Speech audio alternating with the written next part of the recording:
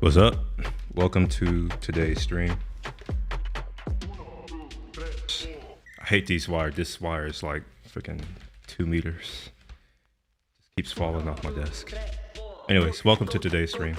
Today is Saturday, and yeah, we're gonna maybe do some stuff. I don't really know. I don't really have an agenda, to be honest.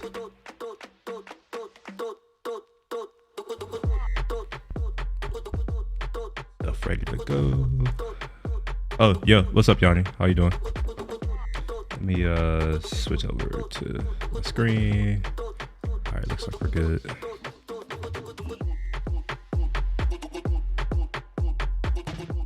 All right, let's get this music switched up right quick.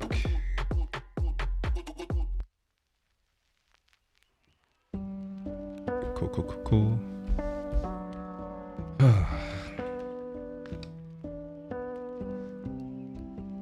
Really wish that I can get a shorter cable for these headphones. That's why I don't use them.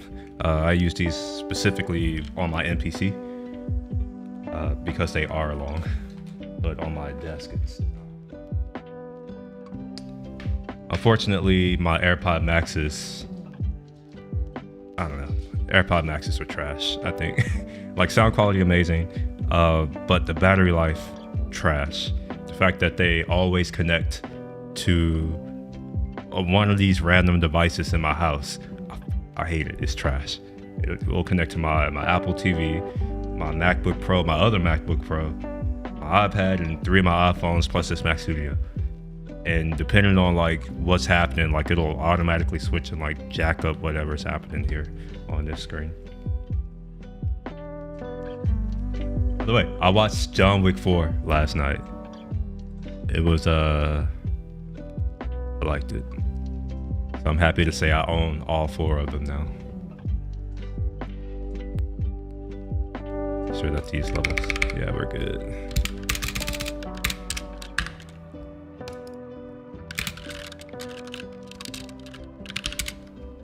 See what's happening on the internet today. On my favorite place. Well, I mean, people don't pay $500 for battery life. Let's just be real. It's for headphones, right? Like, nobody's paying that for battery life. It's typically audio quality and quality of the build. You know, like how nice it sounds. Not how nice it sounds, but just how nice they feel. The quality components, you know. But I mean, those are built somewhat well. I just don't like them that much. They're too heavy. I've owned them for like since they were released though, so like it's sunk cost at this point. Is history written by winners? That seems like a stupid question to ask because of course it's written by winners. Like, who the fuck else would write it? The losers? Do losers write? I thought losers die. Or am I wrong here? At what point in human history did losers not die? It's like dead men don't write, correct? Right? I see. Nowadays, history is largely written by historians. Now, my question is, how does one become a historian? Do you have to go to a public or any type of school system that's subsidized or even required by the federal government? Or not just federal government, any government, because, you know, it's not just America.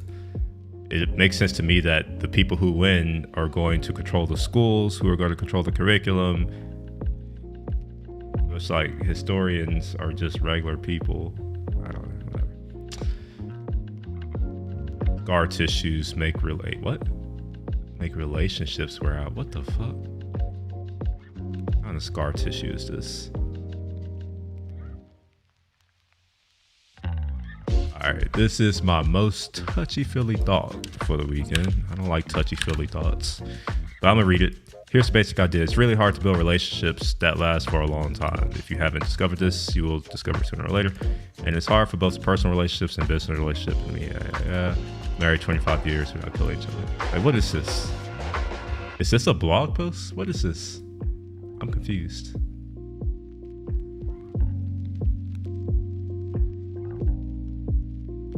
Set up Keybase, GPG, and get... Oh, you know what? That's something I could do. Because I don't know if I ever set up... I don't know if I do sign commits on this computer. I should, though. Let me see. I gotta check.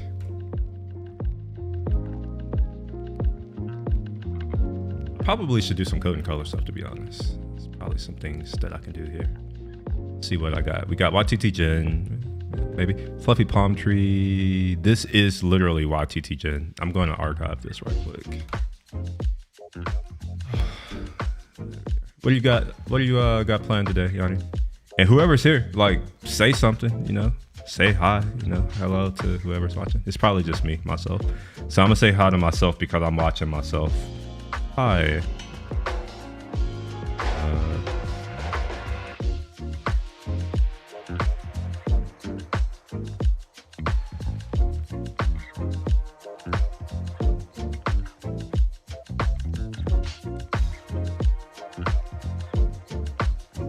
Don't worry, y'all don't have to do it. I did it myself.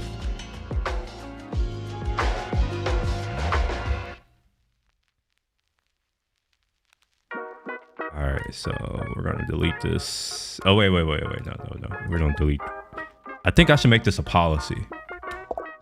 Do I even have? Yeah, I should probably make a policy document. Let's see here. Let's go to here. Yep. Come on now, why am I logged out?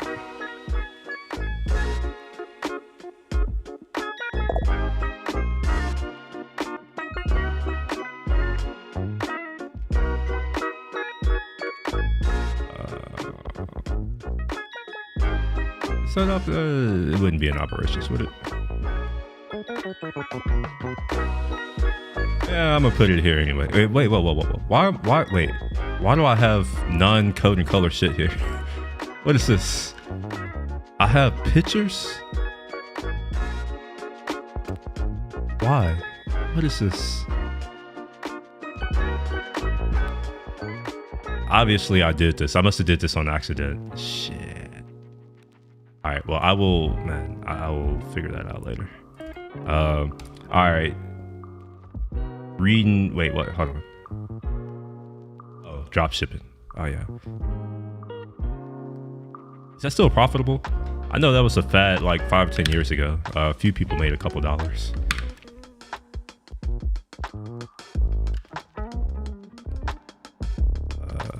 Let's see here.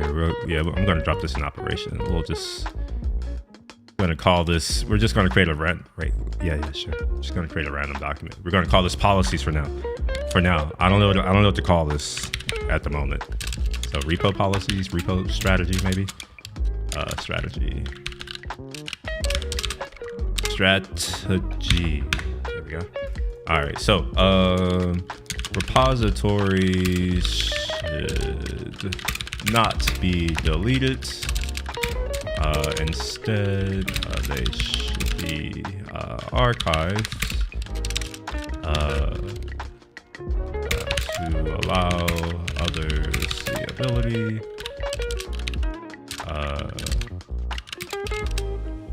to refer back to the code base to support future development.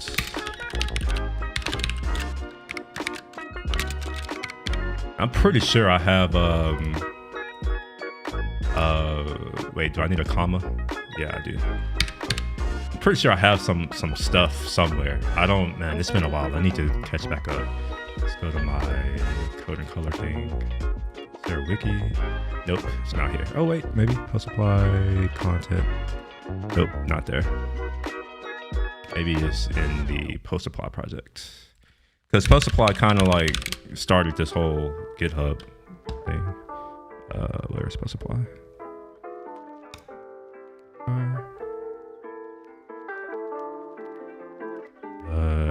Branching. Yeah. So what I'm gonna do, not today. I'm not gonna do this now because I don't think this is valuable for others to watch. Well, it may be valuable, but like if you're not gonna contribute to it, then like yeah. So I'm gonna I put this in here for now, but I'm gonna come back to this because I need to start organizing things a little bit better.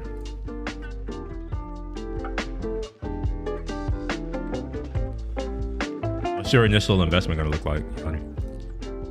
Actually, wait, hold on. Never mind. All right, so we got this. Yeah, we can get rid of that. All right, so one of the things that I could do, and I just forgot that I was supposed to be checking this, is to see if I have a GPG key set up for Git, so I can do sign commits. I don't. I delete. Oh, okay. All right. Okay, shit.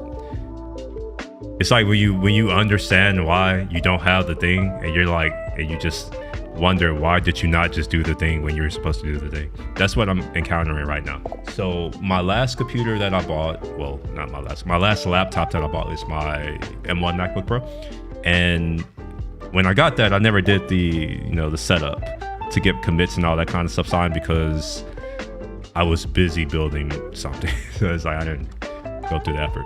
But now I should probably do that. So I need to create a GPG key. I wonder if I have GPG toolkit installed, GPG suite. Okay. So we'll do user /bin maybe.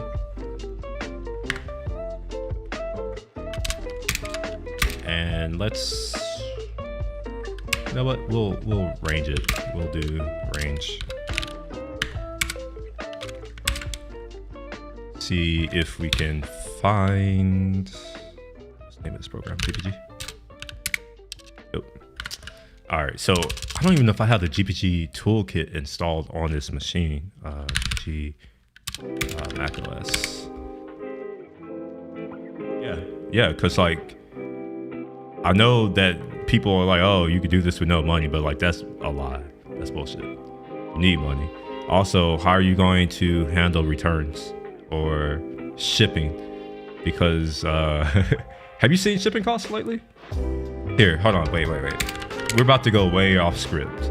I know this is supposed to be like technically like I'm supposed to do like tech shit, but to be honest, I don't really care too much for tech shit. So let me switch over to this document that I was reading the other day. I shared it with my cousin the other day. Is this one it? Nah. Nope, that's not it. Shipping, price, import. Yeah. All right, yeah. So let me make this a little bit bigger. Hopefully you can see this. I'm gonna make it full screen. And we will look at the inflation of shipping costs, which I think is like 85% or something like that. Okay, anyway, so on this left-hand side, I'm sorry, I'm over here pointing. Do I have a better way of showing stuff? No, I don't. Well, you're just gonna have to, actually, no, I do. How do I, gosh, what is it? Forgot the name of this application. Let's open up Finder.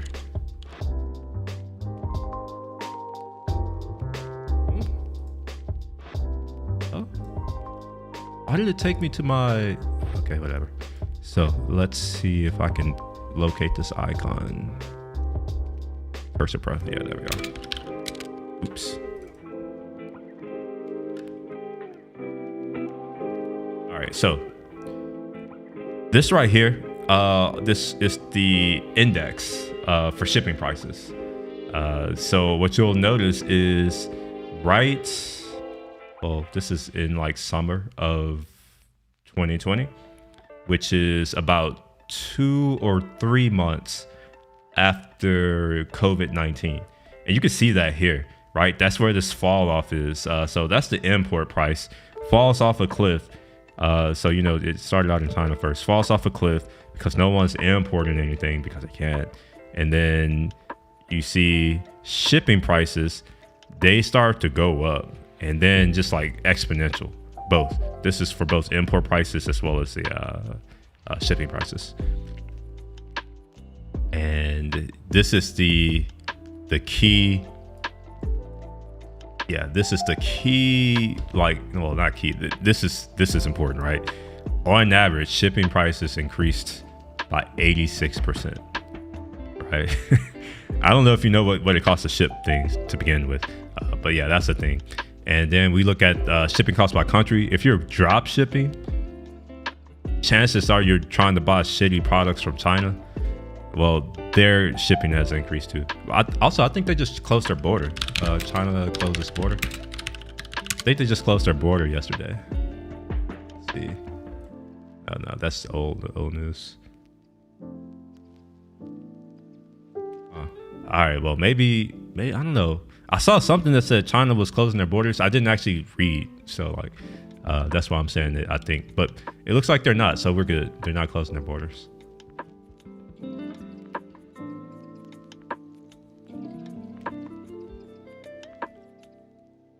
Or maybe I can't trust this. Let me go to NTD Media.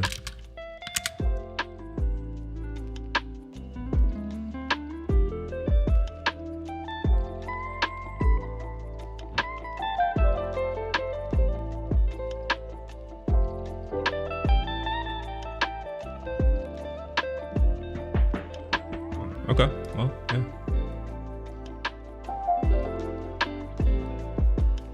CSC News.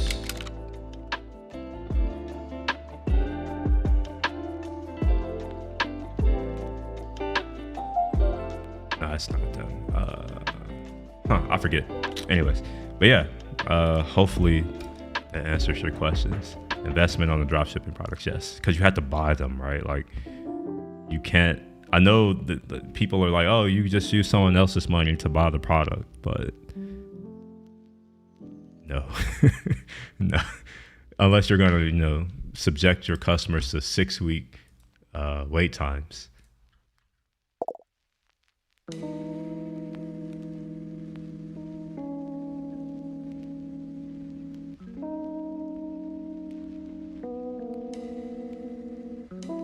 Guess what I'm asking, and you haven't answered this one yet.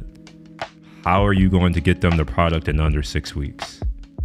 Because the way we currently do that is we have warehouses here where we buy enough product, put it in a warehouse somewhere, and then we can send it out to distribution centers in different regions of the country so that when someone orders a product, they can get it within a week.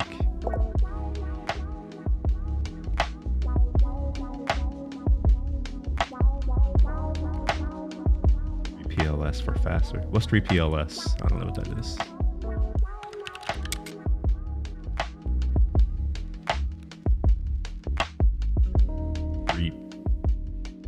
Yeah.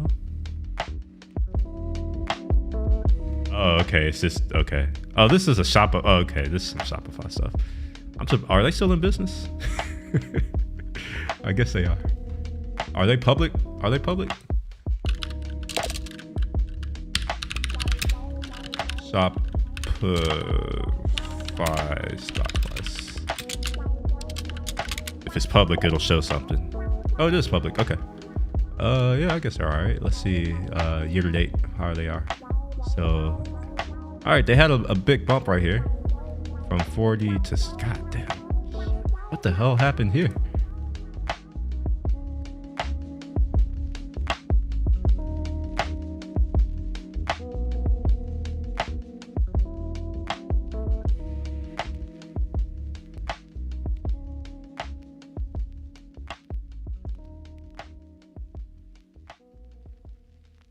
trying to figure out what.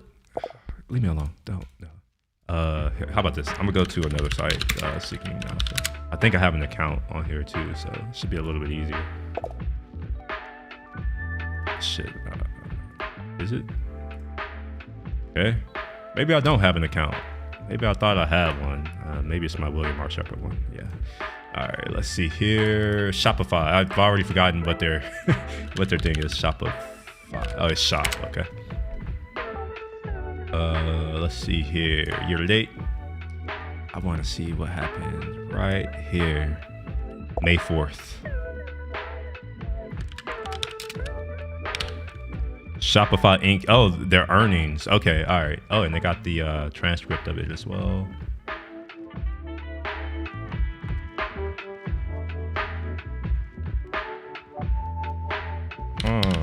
Fred.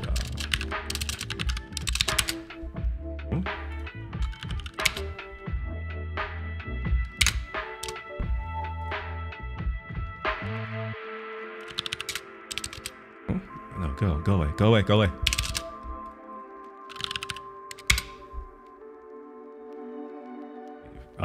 Would this be here? I don't think it would. Fred 10Q.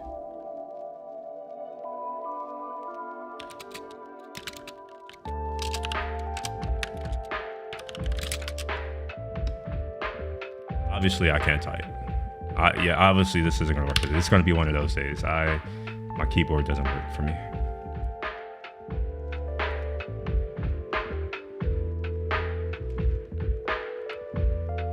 Yeah, I know. A lot of people were doing that, buying products. Well, I can't say I did. I have a quality bar, and Shopify products typically don't meet that.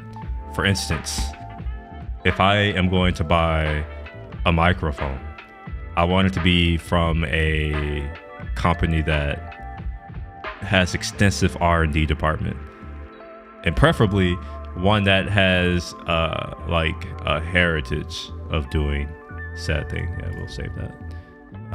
This needs to be in personal. Yeah, cool.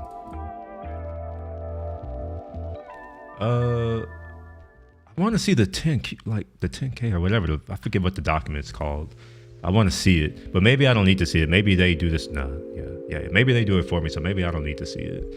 So they did what, 5.9 bill in revenue. Wait, this is okay. I see. Total revenue, yeah. 5.9 operating expenses, 1.7 R&D. I wonder what's their R&D? Shopify.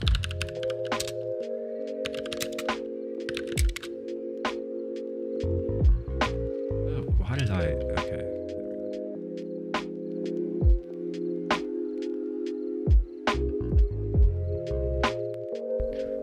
I'm not looking to invest in Shopify. I want to make this clear.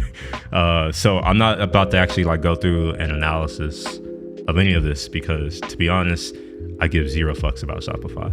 If I'm investing in anyone, I'm investing in myself. Because to date, out of all of the other stocks and bonds and just other things I've invested in, I have given myself the biggest return.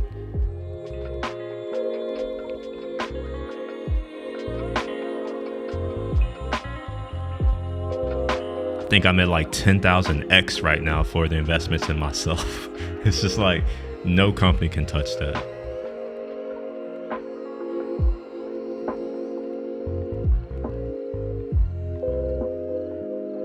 I come from operations. Wait, why is this? Okay.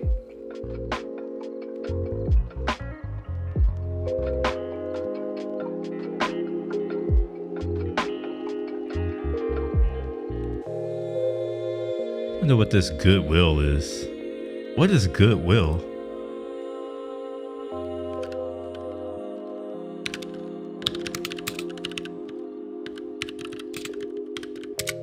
I've never heard of a goodwill asset.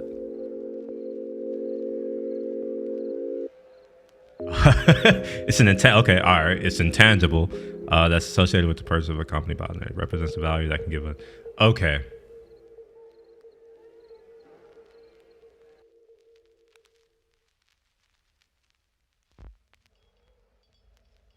Did they buy someone? It's not that much, so it doesn't matter. I'm over here looking. It represents an insignificant amount, unless this is in millions.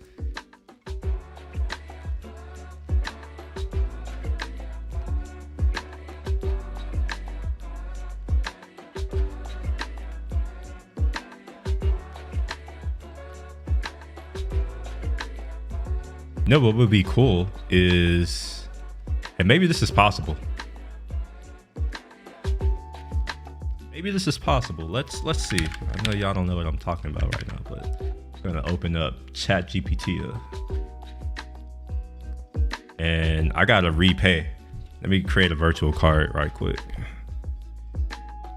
By the way, if anyone is interested in like how I create these virtual cards from my phone, let me know. I can send you like an invite to the card that does it.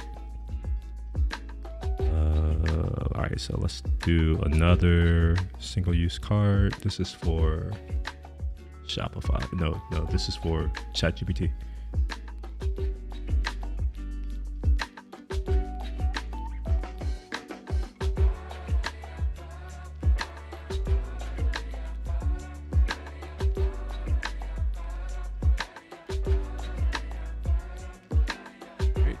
Let's log in and put in this information.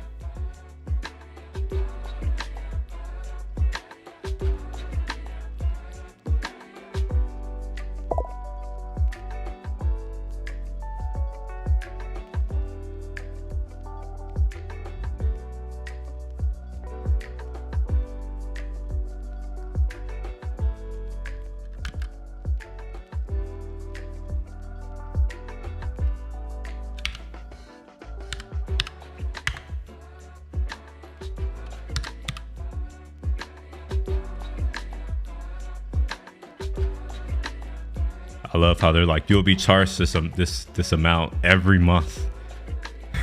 It's like, no, I won't be charged this amount every month. You're going to try to charge this amount every month, and you're going to find out that it ain't going to work because that card no longer exists.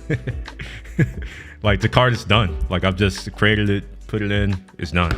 So they're going to try to charge the next month, and they're going to get a virtual card. Yeah, it's so I have a real credit card that allows me to create virtual cards. So instead of giving these companies my credit card number and having to remember, oh, like, do I have the subscription? I just put it on here. And if it's something that I'm likely going to forget, I just put it as a single use card. But I can also do one where it's like a monthly limit. So let's say for instance HBO, right? When their price gouging goes into effect and they increase their prices, I don't have to mentally say, oh, let me go cancel. What's going to happen is they're going to try to charge me, and it's not going to work. And then they're going to send me an email saying, oh, well, we couldn't charge your account and it's suspended. It's like, all right, I'm fine with that. It's like,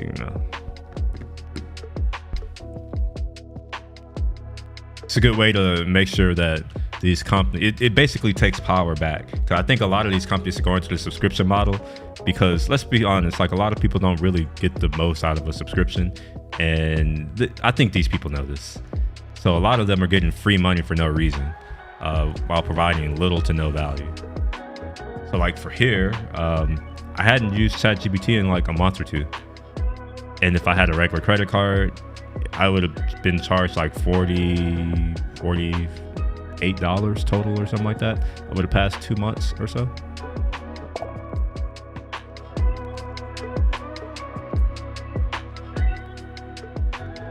All right, so here's what I was saying would be interesting to see.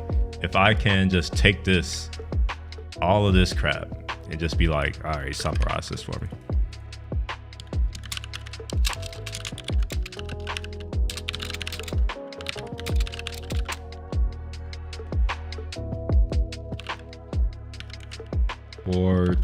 Quarterly financial report. Please summarize it for me and present the info so that a high schooler can understand. Got it? All right, yes, you're gonna get that financial report.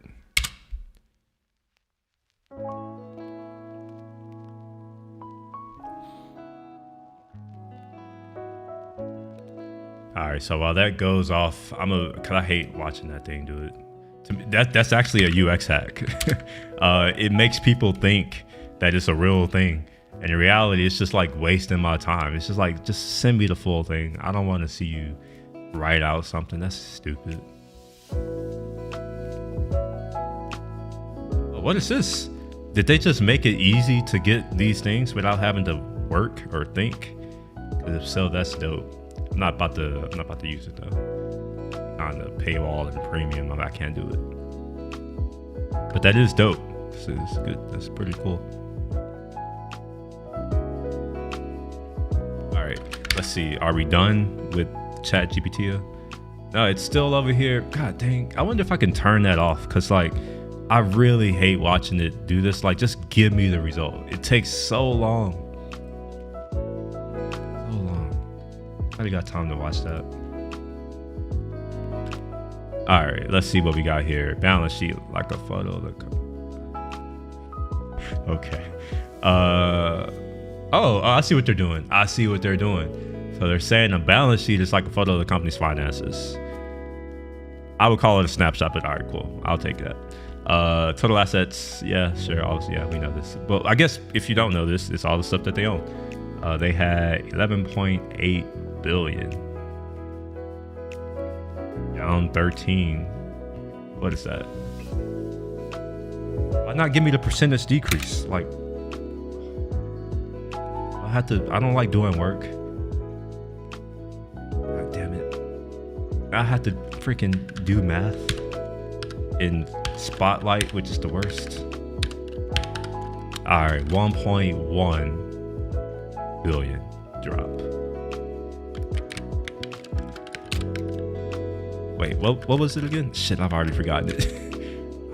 Oh, 1.51. Okay, 1.51. What was it? 13.4. 11% drop.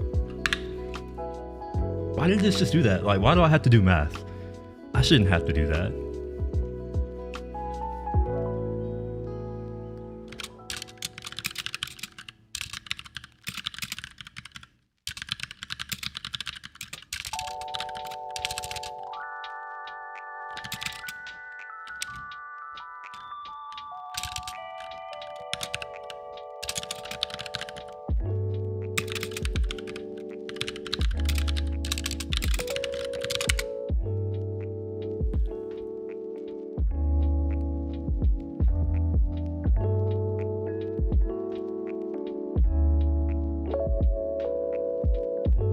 See, this did it so much faster. It took me a full 20 seconds to like, come over here and like peck in characters into Spotlight and like attempt to remember something and then forget it literally a millisecond after I looked at it, and then I had to undo, and then I had to take that value and do division, and then I had to like think.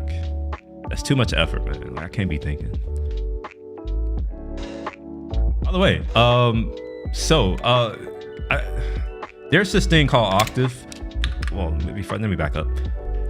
In a past life, I used to do data statistics type stuff, machine learning, AI, and I kind of been wanting to get back into it because there's a lot of new things that have changed, like models and all that kind of stuff. Let me see if I can. There's a site that has all these open source models. Maybe I can start playing with some of these and like seeing how they perform on this machine. Let me find that website right quick.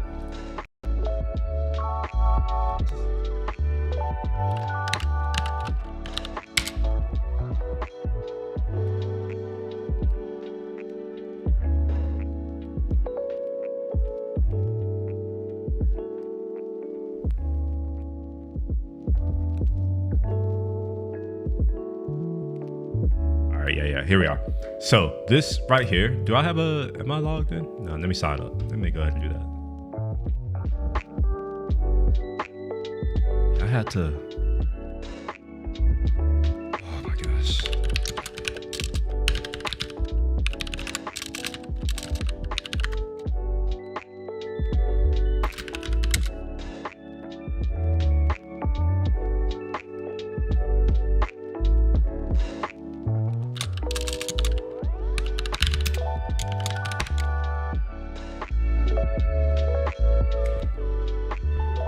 So we're gonna do my code and color, and let's create a password.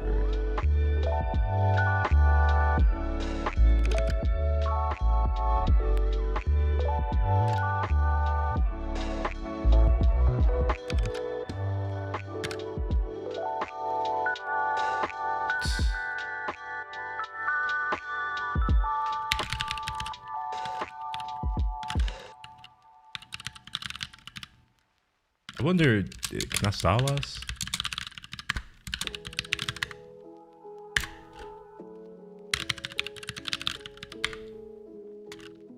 What is my homepage? Do I have a homepage?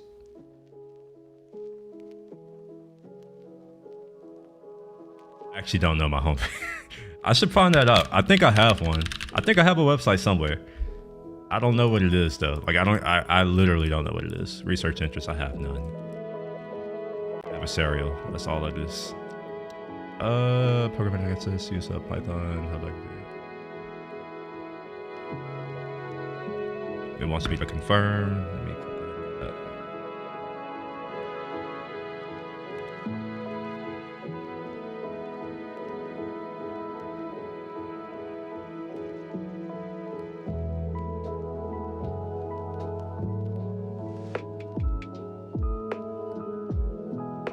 All right, cool. We verified. So let's see. Get started with our Git and Git LFS interface. Oh, that's interesting. They're using LFS. Interesting. Okay.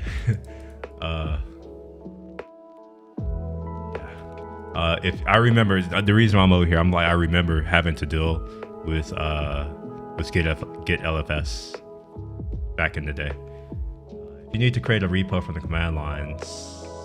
Skip if you create a repo from the website. Oh, there's a whole ecosystem of things. I see. There's some tooling. Do I have pip installed? I don't. Do I have Python installed? Bullshit. Bullshit. I have to have. Okay. All right. Cool. All right. So I have Python 3 installed. Is it pip 3 then? Oh, okay. Yeah, it is. Interesting. All right. So pip 3. So we're going to do pip. I wonder if this is one of these things where like you can't use Python 3. Oh man. And it's not obvious here. Unless pip is not Python 3. It's not obvious to me. I'm not a Python person, so I don't know. So let's see Python. Or maybe getting started, maybe? Stories, models, datasets, others. Getting started.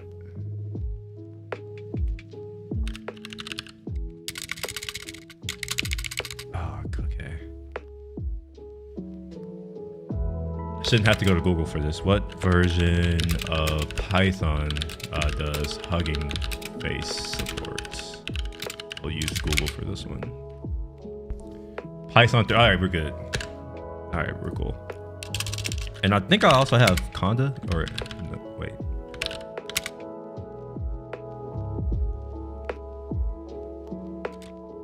All right. Whoa.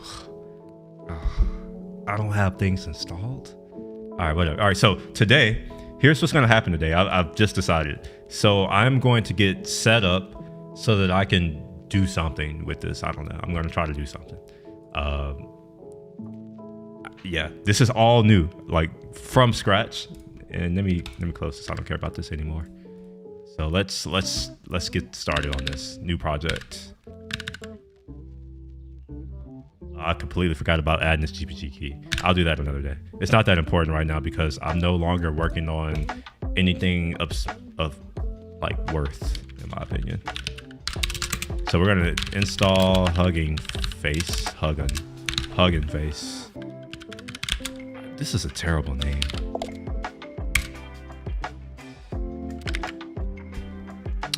Okay, so we downloaded Hugging Face Hub 0.4. Okay, this must be pre-release. Python and sure. what is that? Python any.whl. Let's figure out what that is. What is a WH file with respect to Python?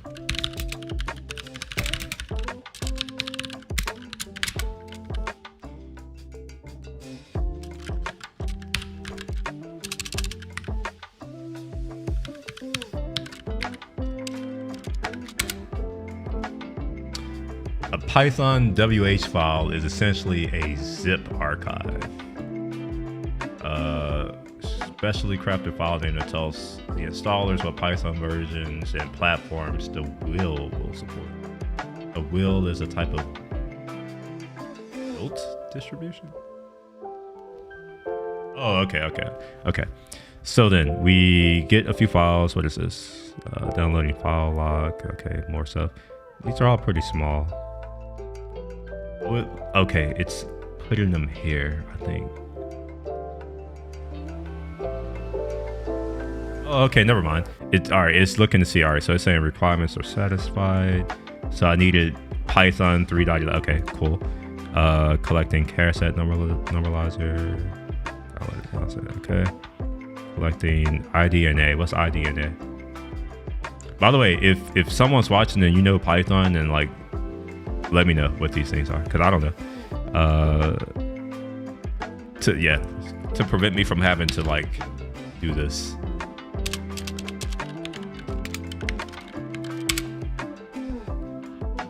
Unicode IDNA compatibility processing. It provides a regular mapping for typical applications. Okay. Support for the internationalized domain names and applications. Oh, this is a spec. Oh, okay. This is more my lane now. I actually know how to deal with this. All right, let's see. Status of this memo. Introduction. Definitions. Yeah. It works by allowing applications to use certain ASCII string labels to represent non-ASCII name labels. Gotcha. Okay. All right. So then what else do we got? We got certify. I guess this is like certificate or something like that. Some type of public key cryptography thing, maybe. All right, cool. So that seems to have worked, maybe. There's a new version of pip. Sure. Python. I don't have to do 3.11. Does that do anything? Oh, it does. Okay. What about Python 3? What does that do? Does that give me the same one? It does.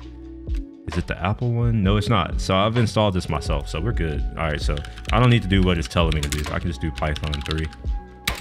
And then I need to install pip. Install.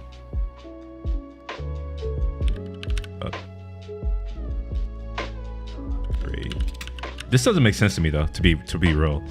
Like Python-M. First of all, I don't know what Python-M does, so let's figure that out.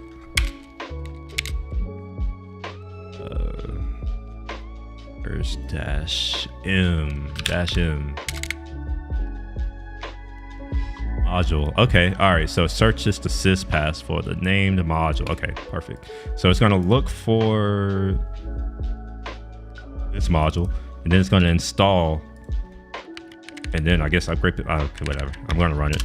Let's just see what happens. Okay. Requirements already satisfied. Sure. Collecting pip. Okay. Download. Okay. Installing. All right. We're good. So now I should be able to log into the Hugging Face CLI. So let's see, Hugging. Oh, I can't type this. This is, yeah. Yeah, no, absolutely not. I refuse to do that. We're going to create an alias for this because I don't have time to be typing that. That's stupid. I'm gonna call it Hug. So what was it? Hugging Face CLI. That. So we're just gonna.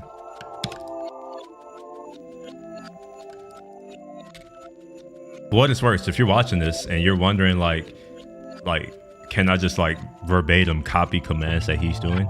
The answer is sometimes no, because I have a lot of customizations on this machine. So things may not behave the way that you may expect all the time. For instance, like sometimes I may be in another shell, for instance, you know, like, so now I'm in fish. I want to be in fish for some odd reason. Now I'm back in ZSH where I have different commands. So like, this is how I manage my different commands in like different work areas is I'll just log into another shell. All right, anyway, so let's reload my ZSH RC file. And I should type hug login and that should do the thing. All right, to log in, Hugging Face requires a token generated from this place. So, all right, let's go generate that token. New token. This is for Chronos. Dev. Not really sure what role I need. Let's just say what role that I need.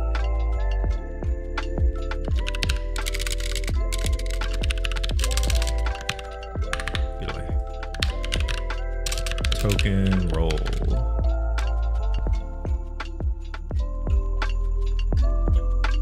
You know what? I'm gonna give it right because that should include read. And before I like, you know, just come on now. I don't want to show this, so let me. All right, I'm having a lot of issues, so I'm just going to not share my screen because it's Mac OS doesn't want to let me move shit around right now. I don't know why. All right, so we're gonna drop this token in there. Add token as a get credential. How would I want to add? Wait, what? Add token as a get credential. I think I can show this back. Yeah, we can go back. Add this token as a get credential. I don't know what that means.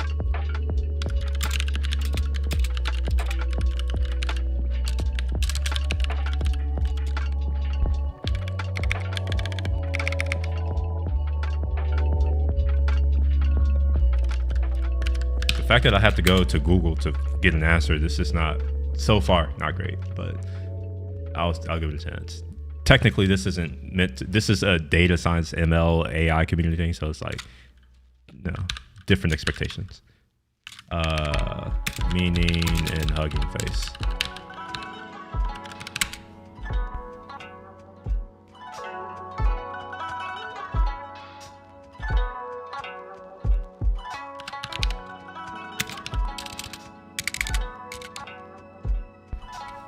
Alright, so used in place of a password to access Hugging Face Hub was get or was basic. No, that's definitely not the same thing that I'm looking at. I'm just gonna take the default. Alright, so it says my token's been saved and your configured get credentials helpers. And they saved my token in cache. Okay, fine.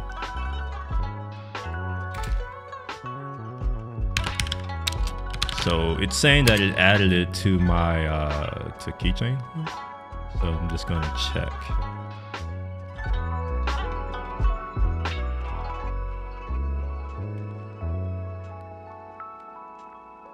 A key or is it a token? I don't know what it is. Probably a password. I'm gonna just do all items and we'll look for Hugging Face.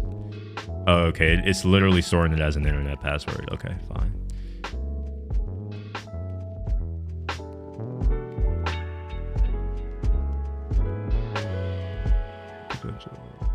Okay. All right. Fine.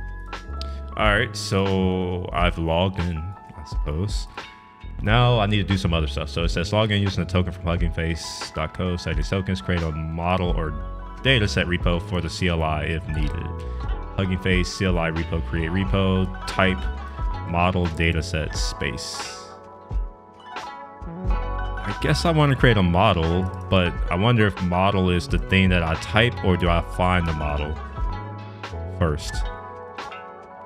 Not obvious. So what I'm going to do is just try it, and it should fail, maybe. So we'll create repo. We're going to call this my first time. That's not how you spell first. My first time. And yeah, type. I'm gonna say model. I have a suspicion that it doesn't really want model, but instead wants a model. It's like you have not. Of course, I don't have Git LFS installed. That's that shitty software. I avoid that like the plague. But I had to install it. Fuck. I have Nightman. Like I don't. Let's just say I have like not great experiences with Git LFS. Not from I don't know how to use it, but from I had to build an application integrating it. You know what? Let's do this. Brew install git. Actually, I don't even know if that's the thing. So we got to look for it first. Git LFS. Oh, it is that. Okay, all right, cool. Git LFS. Otherwise, I would have to do work and like move into like my binary folder and maybe link, because I wouldn't put it in my binary folder. I put it in like a user bin, more than likely, which I think is in my path, so I guess I wouldn't have to do anything. Anyways, I now have the thing. Let's come back to here. We're gonna stop.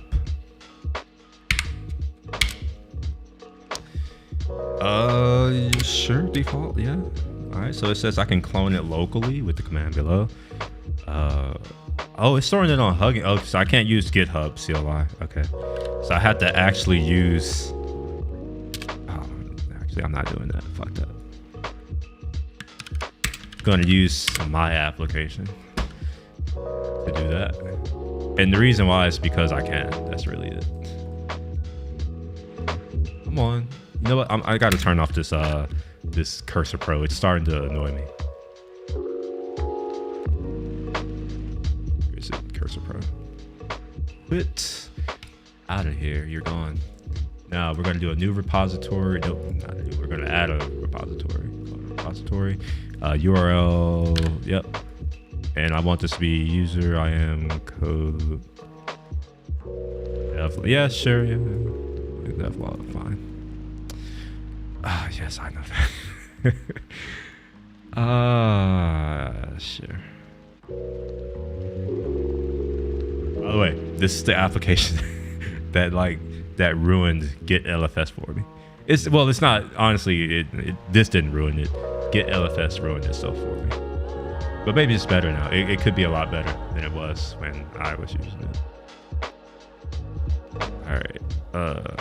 So I have the repo. Let's go into my code directory. One signal. No, I'm thinking of network. What is this? Devlog. And my first time. Let's see what's in here. Nothing. Some Git attributes. Let's see what's in these Git attributes. Watch it be this token that I'm not supposed to show y'all. No, it's not. All right. Oh, no, I'm tripping. Because I have Git LFS. So whenever you have Git LFS, it's going to create this thing right here. And you see here that it's, yeah. Just go, come out of here. So then, yeah, we have the repo. Let's see what else we can do. So clone your model locally. Yeah, I did that. Cool. Then add, commit, and push any file you want.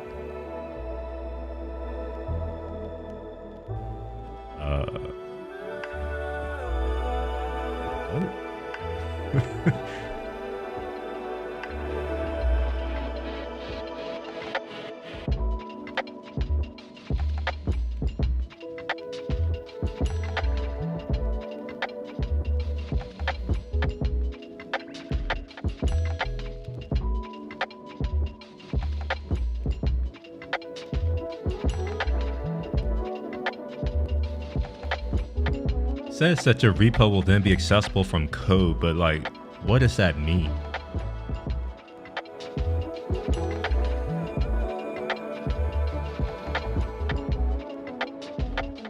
Ah, okay, I see. I see what's going on now. All right, got it.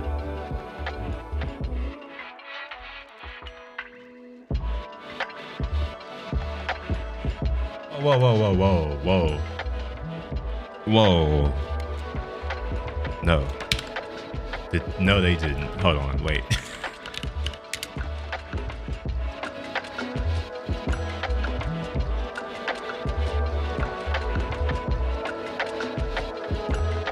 Okay, alright.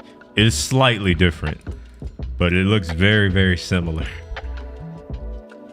Alright, sure. It's different. It's different enough. It's not a blatant copy like where it's just the Chinese GitHub. I bet y'all didn't even know China has its own GitHub. Well, you probably knew that because it's they have their own everything. Gosh, wait. It's not that. Wait, did I move it? Oh yeah, here we are. Get to you. Get it.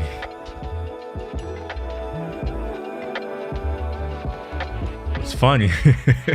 What's funny though? Let me go to Brave. It's that this didn't used to look like this in the day, but because it's China and you know they do what they do, it's literally a blatant rip of the new GitHub homepage. Like it's kind of funny. So it's like everything that they do, they come out and do it too, which is yeah, fun. Anyways, let's see here.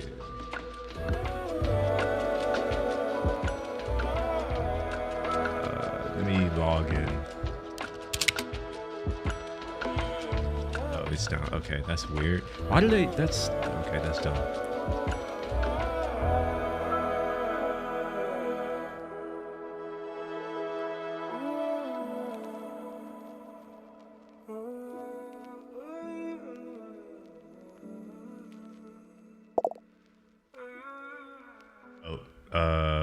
Did I set up with my GitHub account? I didn't. How did I forgot how I shit. I gotta figure out. I forgot what my account is. I'll figure that out later. That's not, I don't want to get distracted too much. Let's go back to what I was doing. So we're gonna go to create a new model hub documentation. I think this is what I just did. I just got started. I created a repository. They really want me to upload a file for some reason. No idea why. I'm not gonna do that just yet. Yeah. The behavior is very similar too. I mean, I can go through it. Like if you want to see that instead, I can do that. But I imagine you might want to see some of this. Okay, so we can create a repository. I've done that. Add files to a repository. I'm not stupid. I know how to do that. Adding files to the repository. Okay. All right, so we have files to the repository in the UI, the web, versus the terminal. That's the difference here. Cloning repositories. Why does this look like README? See, this looks like README to me.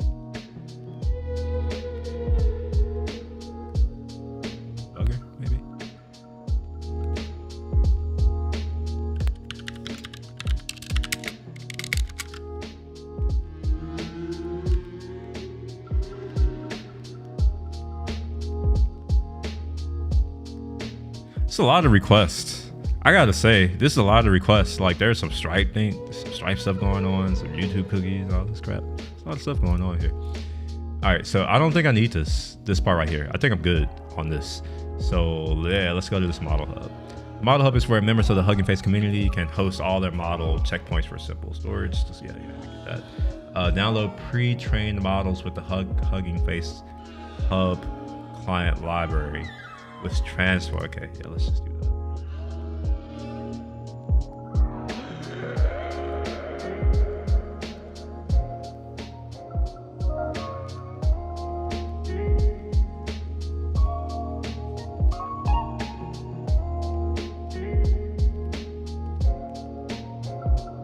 gotta say that's not that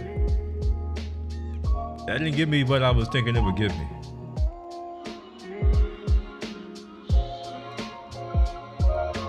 I hate watching videos.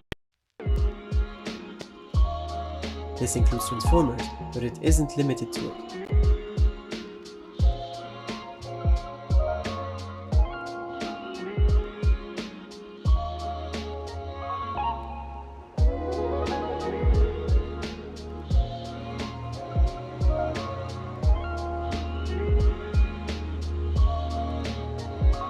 Just realized that my mic went out. So I was over here side ranting, and one thing that annoys me is video.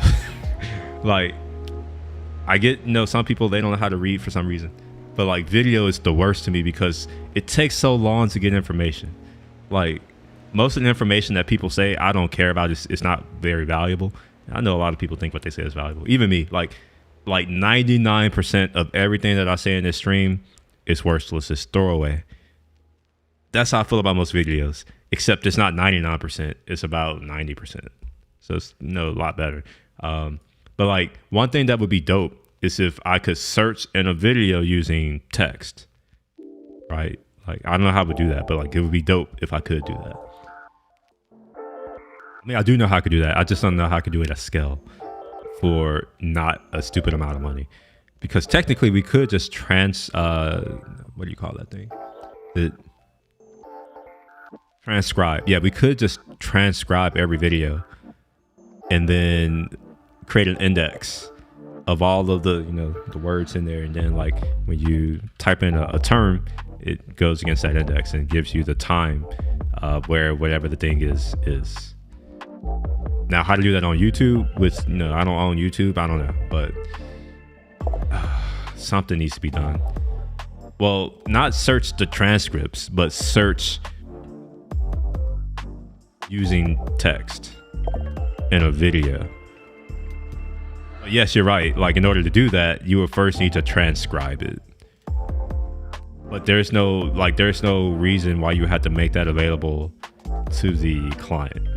Right, so it's just like in the background, not the background, but just like on the server, we have all of these transcribed videos, and we have some search service that when someone enters a term, we send it to that search service, and we say, all right, find these terms, and then it would come back and it would give all of the time ranges, the beginning and end time ranges, maybe with some buffer because it's video, maybe 3-second buffer either side of that particular thing. Even better if you can make it natural language, so it's unlikely that someone's going to just say a phrase exactly how you would think it. So it would be necessary to figure out some way. Well, we don't have to figure it out, we figured that out. It would be necessary to make sure that we can still get a result based off of, how the similarity, right? So here, let me show you this. I'm not going to go too far into detail in this, not now, maybe in the future. But there's this thing, yes, called the cosine. But no, not that. It's cosine similarity. There's different ways that you could do similarity. Is this one Manhattan similarity? Yeah, let's see, Manhattan similarity. Is it? There's something like that. I don't know. This could be cosine. I forget it. It's been a while. Different types of similarities. Yeah. All right. So I'm not lying. Yeah. So there's Euclidean. There's Manhattan. So I've used these two. I've never used Chebyshev. Definitely done edit distance, Levenstein distance, Hamming distance, Hellinger distance, Jacquard index, as well as the Sorensen similarity. I've done all of these things. Let me show the cosine. All of these are really easy. It sounds hard. It's not. Okay, fine. It's not here. We're just going to go to here. Here you are. So it's fairly easy, right? It's so easy in matrix, in matrices. Of course, you could like expand it out to here, but like I prefer the matrix way because I understand dot products. It makes sense to me. And then we just pass that to like cosine of some theta here. Anyways, so let's go back. I'm over here falling into the trap of things that don't matter for what we're trying to do. Now let's try to get this to work. So you see how I had to like scrub through just to see, like, I don't care what they have to say. Like, it's not interesting to me. I just want to like see what I need to do. Not see, I want to read what I need to do, but unfortunately I can't read it because they didn't take the time to write it. All right, so what I'm going to do is I'm just going to start playing around because I don't got time to be trying to figure shit out. I'm going to do this. So I'm just going to take this model, which has 100 and whatever downloads, and I'm going to copy it. And let's see if I can use it somehow. So we'll go back. Let's see, gated models. Yeah. Getting started, pull request notifications, next steps. There's a lot of stuff with Git here. Like, there's too much stuff about Git. This is useless to me. Most of, like, literally everything that I've done so far has been like Git.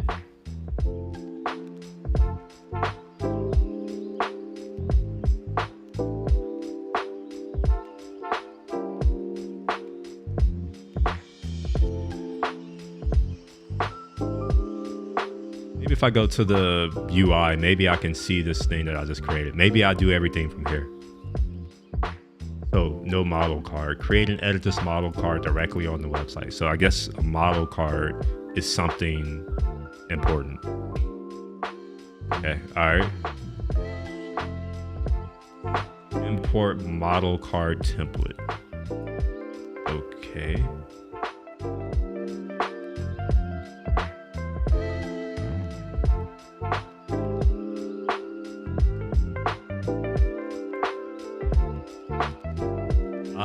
Okay. This is equivalent to the README.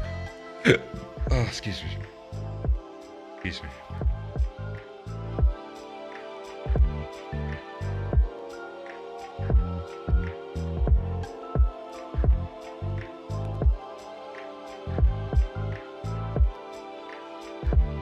How to use? Shit.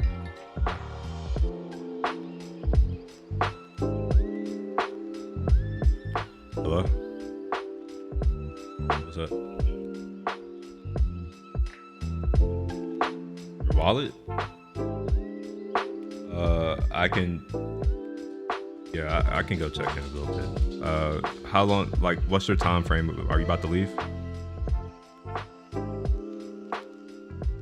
Okay. All right. Give me a second. All right. I'll be right back. I gotta go to my car and see if my friend left his wallet. So I'll be back.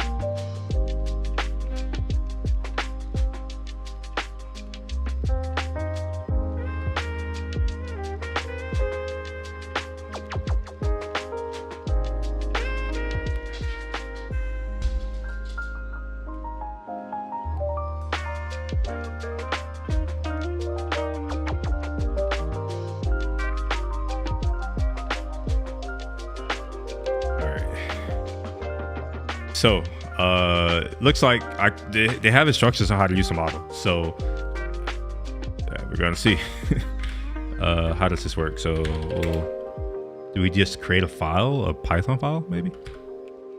We'll open this up and whatever this is, and let's just create a new file called, I don't know, test.py. And I'm gonna just copy and paste some code. All right, so.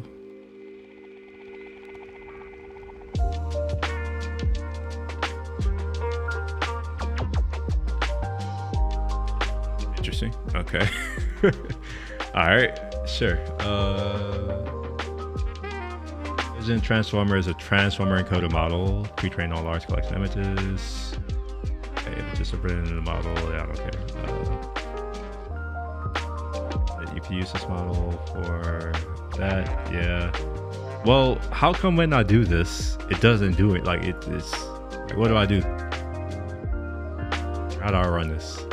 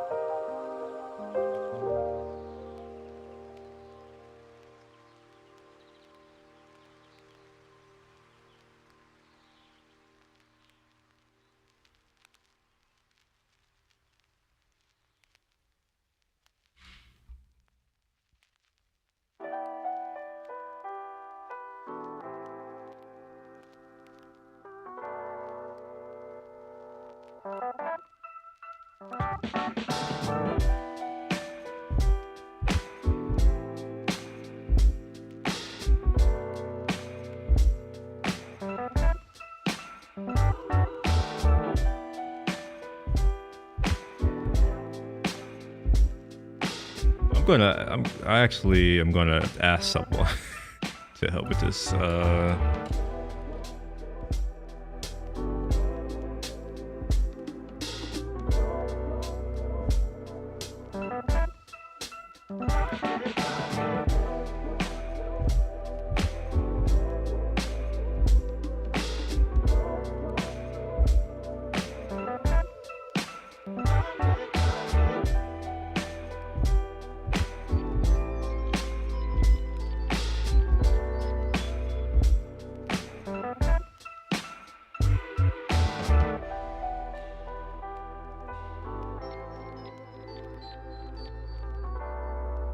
I think I'm missing something.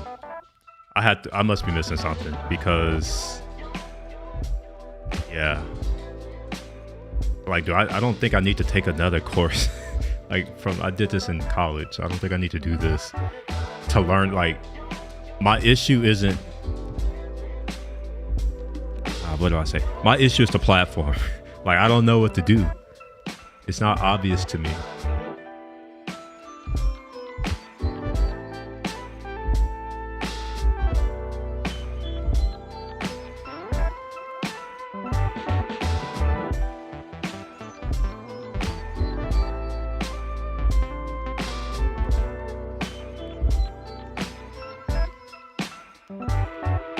So they're over here talking about like organizations, but they're talking about transformers. It's just like, show me the transformers. Unless this right here, this is a transformer. Is Grammarly a transformer? Maybe? All right, the transformer library. Okay, provides functionality to create and use those shared models. Okay. Okay, with pipeline. All right, you know what? How about this? Let's just do this. We're going to paste this in here. Now, what they don't say is, like, where do I put it, right? Do I just put it in a text file? It's not obvious here. Most basic object in transformer library is pipeline function. It connects model, yeah. So, why is this not being, why can't this be resolved if I installed all the things? That's my question. Let's try to run it though. I think I had to do Python 3.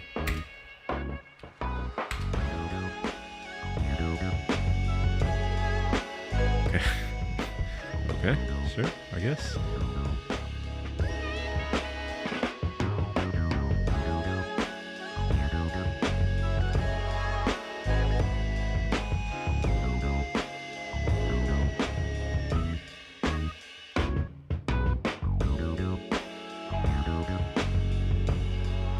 I don't understand this. It's not returning shit. Like, do I need to, let's say A equals that. Do I need to like print? Is it print in Python? Is that how you print stuff? I don't actually know Python that well.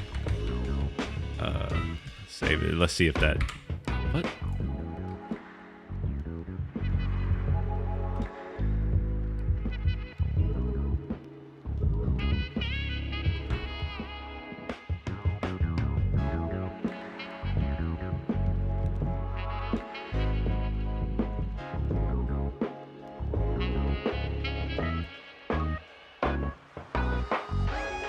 No module named transformers.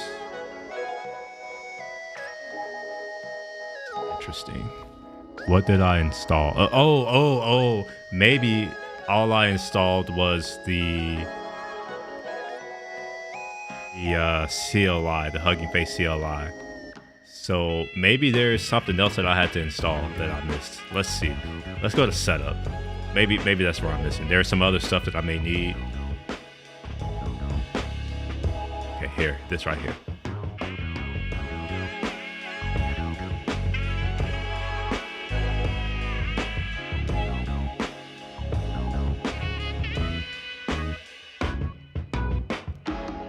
You can send them up.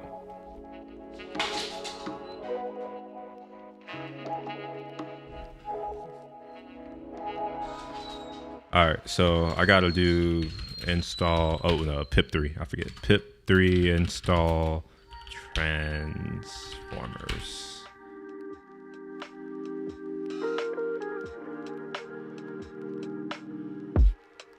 Okay. Was that it?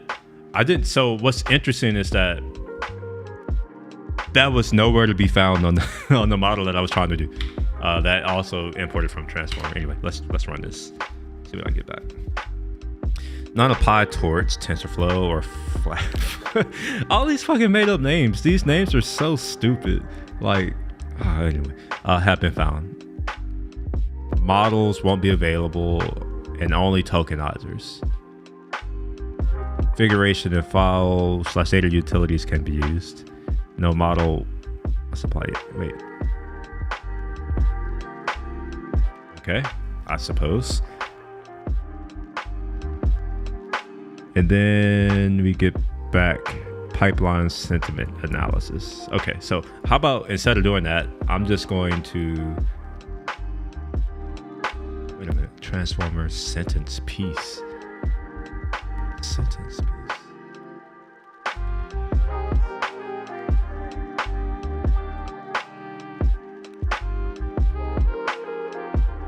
All right, so right here we have this sentence piece, and I don't know what that means. Let's go. Be quiet.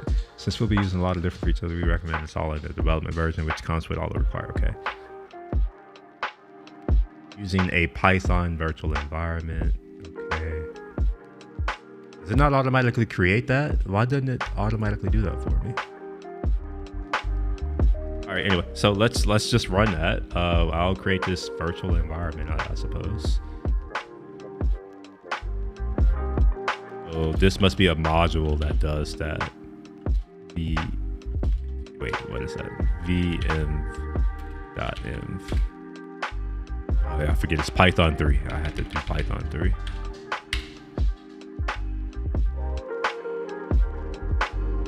Yes.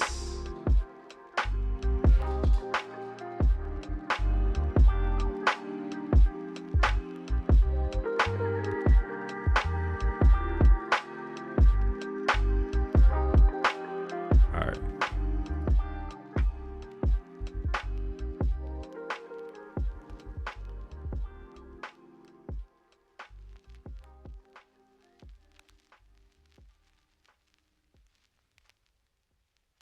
I want to say it's already activated, but we'll see.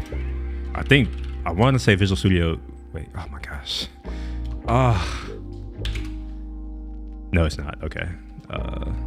Damn it. Okay, so we'll go ahead and do that.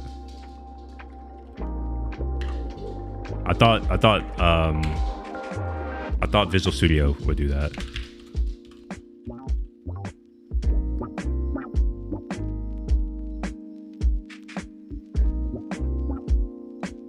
All right, yeah, cool. We're good. Okay.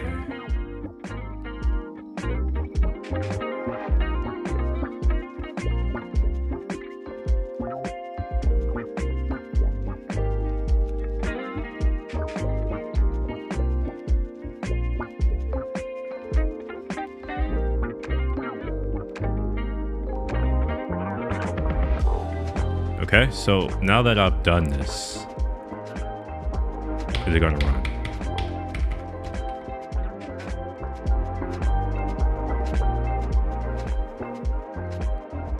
No module name transfer. Okay.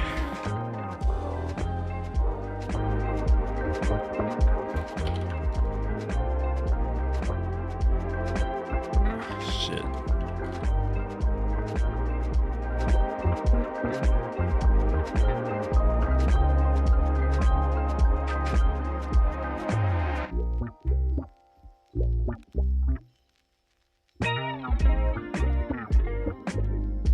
For some reason, it's not showing me my hidden files. I don't know why. Used to do that.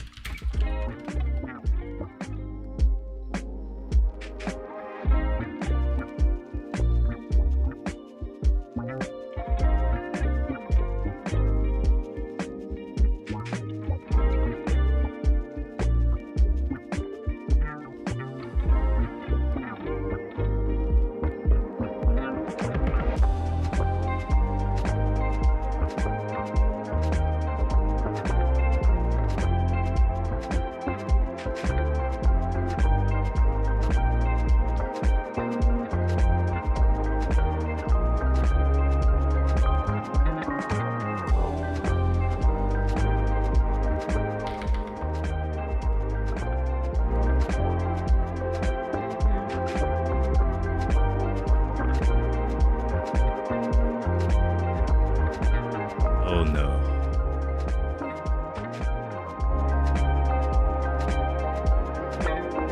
I hope that it didn't install that in that directory. We'll see though. Let's all right, so all right, it seems to be happy. All right, so let's run it again.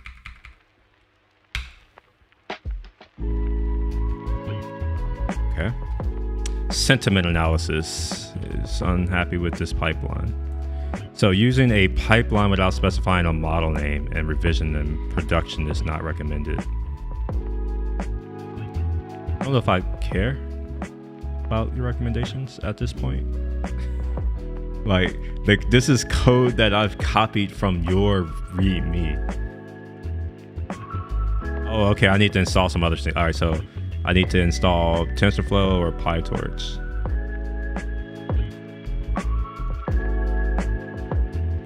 If I install both.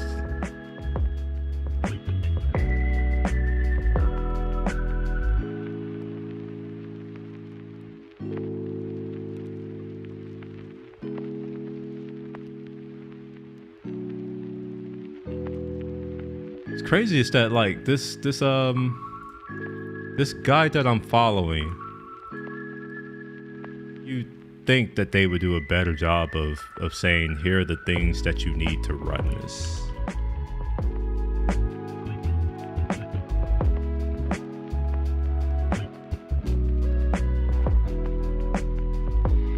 Yeah, this doesn't say anywhere in this setup to also install that, so I'll go ahead and install it. Also, this doesn't work. I gotta do pip3.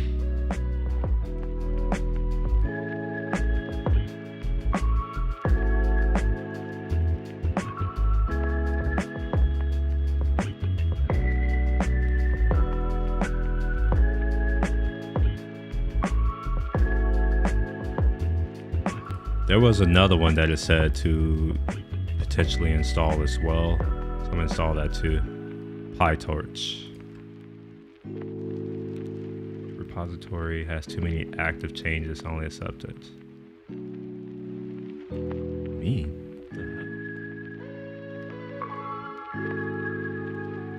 Okay, I need to create a, okay, so, oh my gosh. Their CLI doesn't create a git ignore by default, which is interesting. Python git ignore.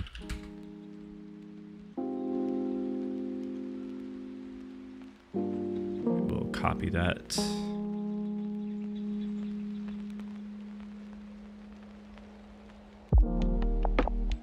Oh, we'll create a file called git ignore. Oh, shit. All files. Gosh, how do you go to the end?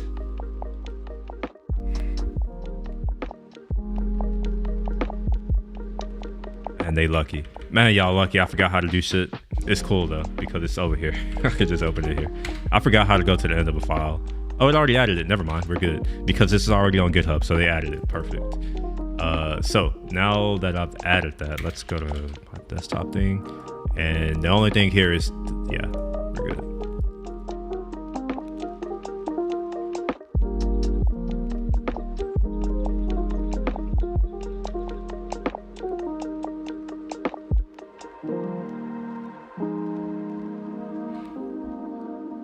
Okay, so I now have a thing. I'm also gonna just close the project and reopen it. Because Visual Studio, it was upset. So yeah, we're good now. All right, so I now have PyTorch. No, I don't have it yet. I need to add it, I think. With the last one I did, TensorFlow. Okay, so I now want to add PyTorch.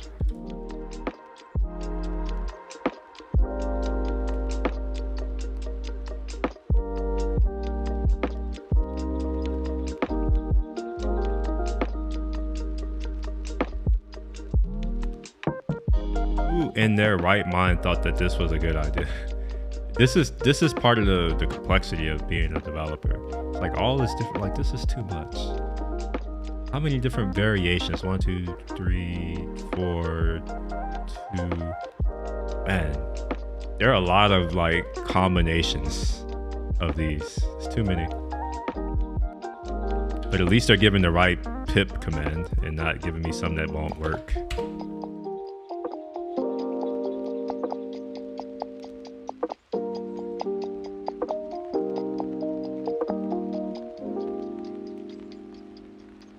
Okay, so now that I've done that, let's try to rerun this program again.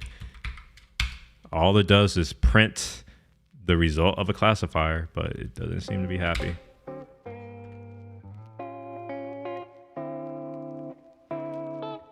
I hear my hard drive over here spinning up for some reason. So that's part of the reason why I bought this NAS, which I haven't set up yet. It's over here on the floor. But the hard drive speed is stupidly slow. I'm sick of it because it causes things like this to be slow. I don't know why, but it does. All right, let's read this. Let's see what other issues I get to deal with. No model was supplied. Faulted to Distilbert. Base uncased fine-tuned SST2 English. Sure, all right. Using pipeline without specifying a model name or origin. Okay, I don't care. To import transformer stop model that no module named Keras engine. Okay.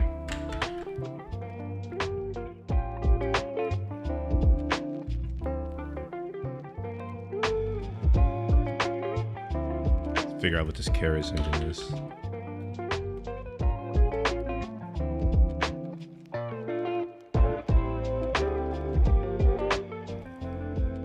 This is another thing that I had to install that I just don't know.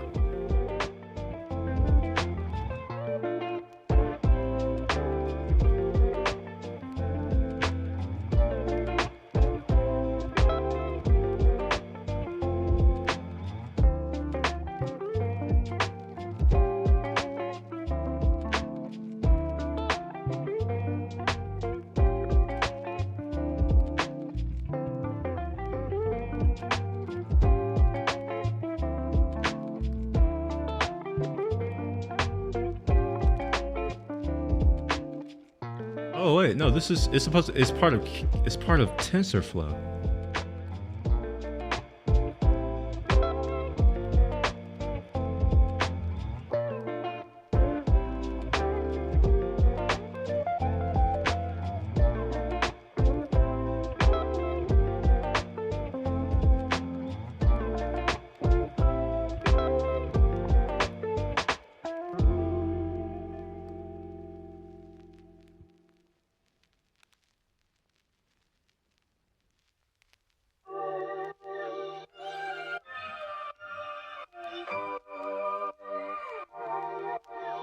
I wonder if I'm supposed to do all of this in a Jupyter notebook. Even if I were, like, I don't want to do that because that's defeating the purpose of what I'm trying to do. I'm not trying to learn NLP. I don't care. I'm just trying to get Hugging Face to work, and it ain't.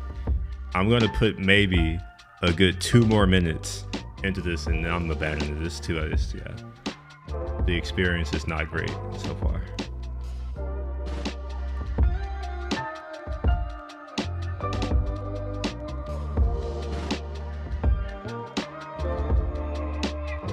See, I don't like this right here, where it's like along the way, learning this other shit that you don't care about. We'll teach you how to use our product. All I want to know how to do is use your product.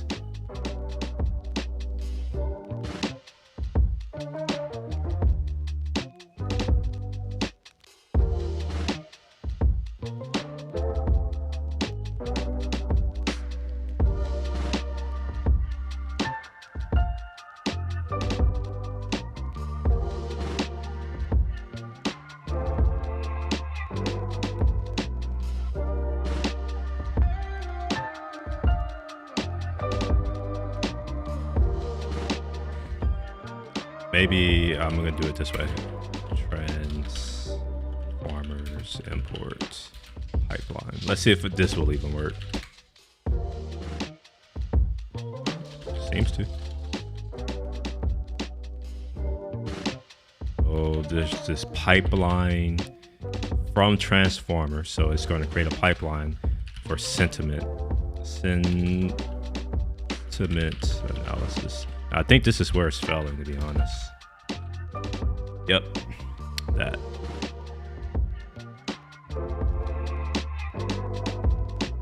By default, this pipeline selects a particular pre-trained model cat. Okay, I just want one of these to work.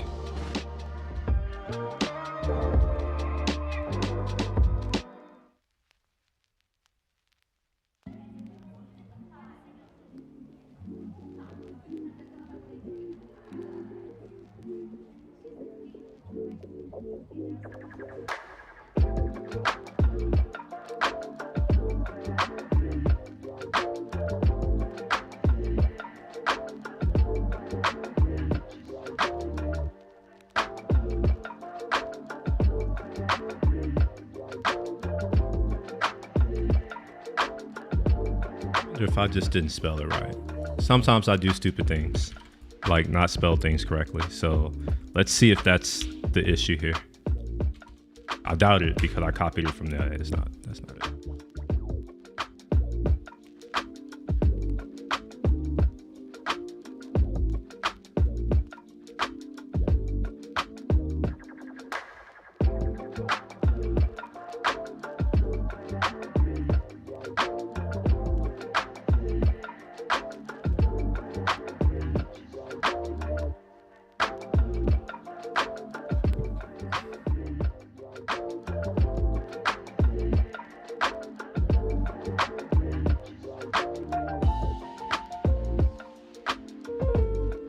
Oh, still, yeah. I shouldn't have to come to Stack Overflow to see this. But sure. I'm going to just test this out with that model and see what happens. We got model ID. Yeah, we'll just throw that in there.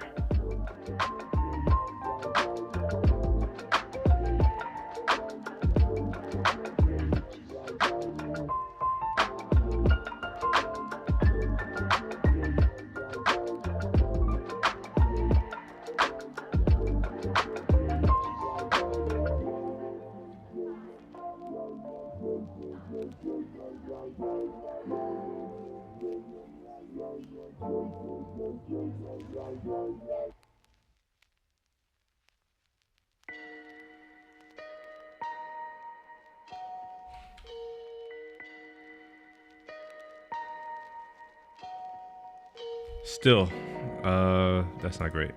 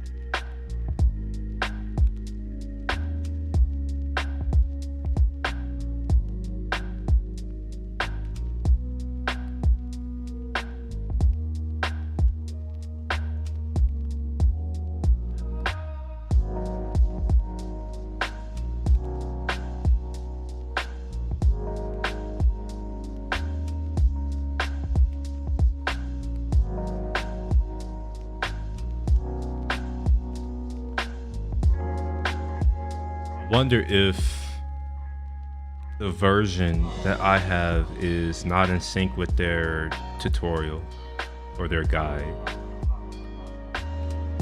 So what I've done is I've reached out to someone who the person who told me about this, I've reached out to them. I'm not gonna burn any more of my time with this. We'll go ahead and close this out as a fuck it. Don't save.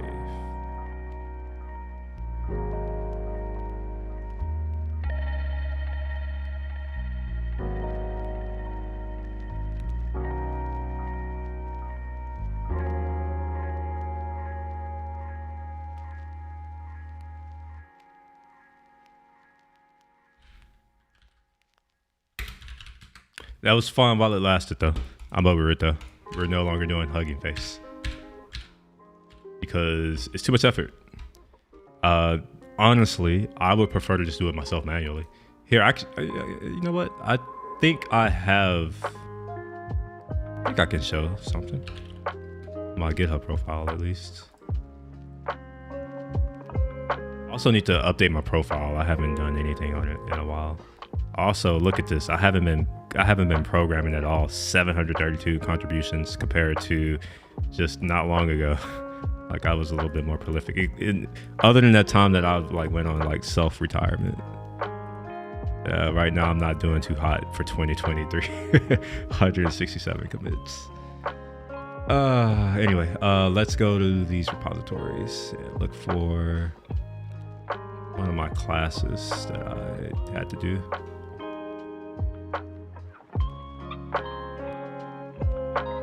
Maybe if I just look for the language, because I think I remember they have MATLAB. There we are. No, wait, no, this isn't it. This is something else.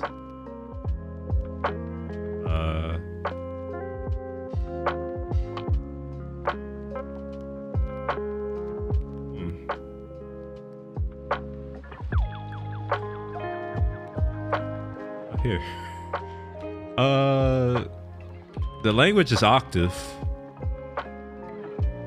I mean, that's the language, but interesting.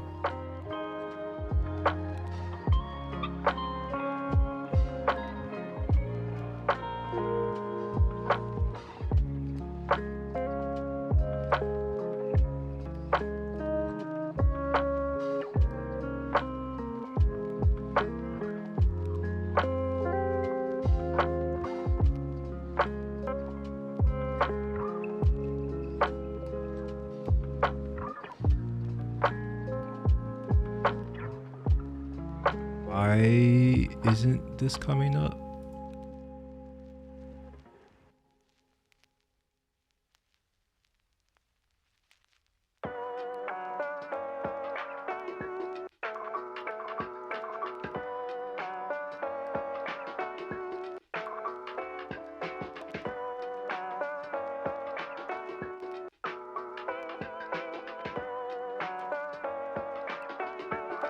How do I know how to map? Open Octave. Octave GUI mode.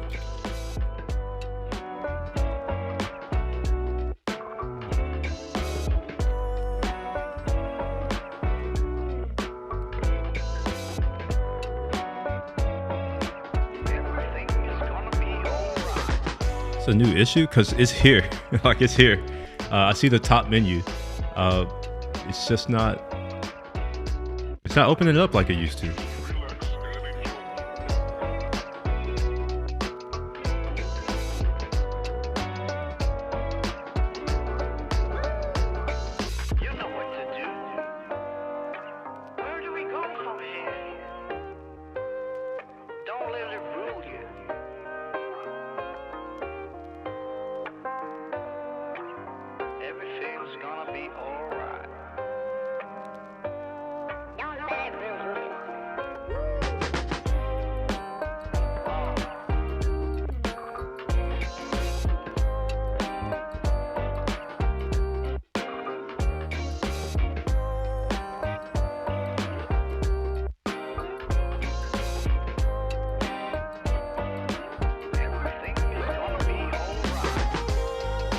It's always interesting to me, like the things that are the most obvious to say to do. Like a lot of these open source things, they don't do that, and I think it's an indication. It's a symptom of these are very, very, very technical people who often don't think that they don't. I don't want to say they don't think things through, but like that's what it feels like. It's like, sure, you can be smart, but that doesn't mean that you're like actually smart. But yeah, let's see if I can get this to contribute. Well, I wonder if I do a plot. Let's see if I do a plot, will it force it to open up? So let's do this plot right here.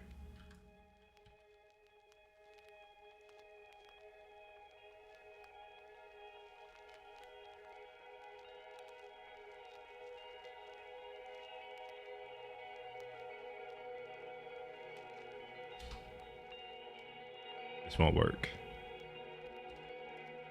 I first need to create a vector.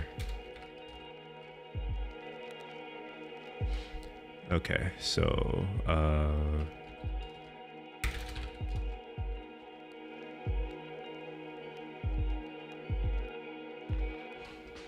we have I, a vector. We have W, which is another vector. Because we're dividing it, Octave is pretty dope because like you can use regular arithmetic with like vectors and matrices, which is pretty dope. Anyway, so let's plot. Doing this to see if it's gonna force the GUI to pop up. No, it's not. Oh wait, here it is. Okay, all right, it is. Okay, all right. So it did pop up. Okay, so we're good. Now we can give it a title.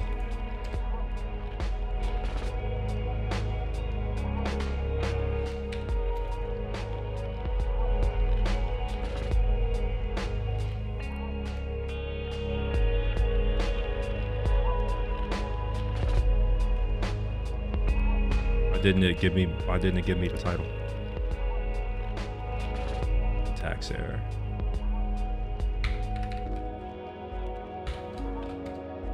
Okay.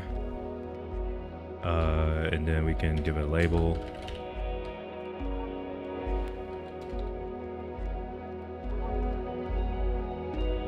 All right, and now we can give it a while label. All right, so like it is popping up the thing, but in the past I was able, like there's an editor, there's an Octave editor. Oh man, I don't know how to get that to open. Like this right here, this is the interface that I'm used to using Octave with. I know that you can use it from the command line, but when I was doing stuff, I never used it really from the command line. I always did it in here, mainly because I like IDEs.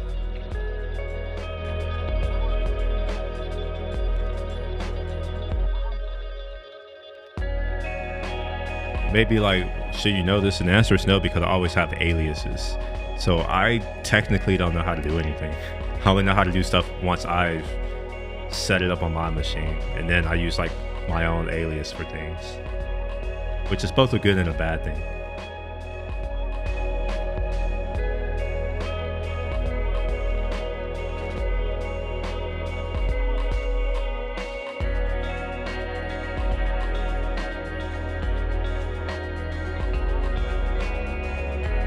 So let's quit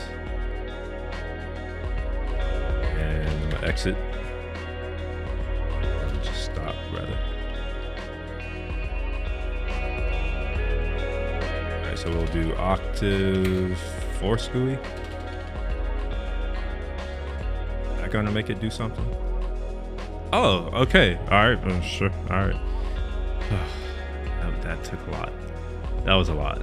All right, so what's dope about the GUI is that you can do the same shit you do in the command line, except you get to see all of your history, which is useful because if you're printing a lot of matrices and vectors and all that kind of stuff, you're gonna lose a lot of stuff. Whereas if you do it all in here, it's a lot easier. So I have a book. Where is it? Books, ebooks. Oh my gosh. Man, Finder used to be dope, but now it's starting to become trash. It doesn't find anything. Like, I have a whole folder called books. And whatever. Where are we at? GMAT? Nope. Not doing the GMAT anymore. I'm done with that life. Let's see here. Overview, supervised learning. Nope. Not doing that. Linear. Nope. Expansions and regular. Nope. Neural networks. Okay. All right. Cool. Oh yeah, support vector machine. I fucking hate these. Well, I don't hate them. I'm just talking shit, but I do hate them. 389. Let's go to 389.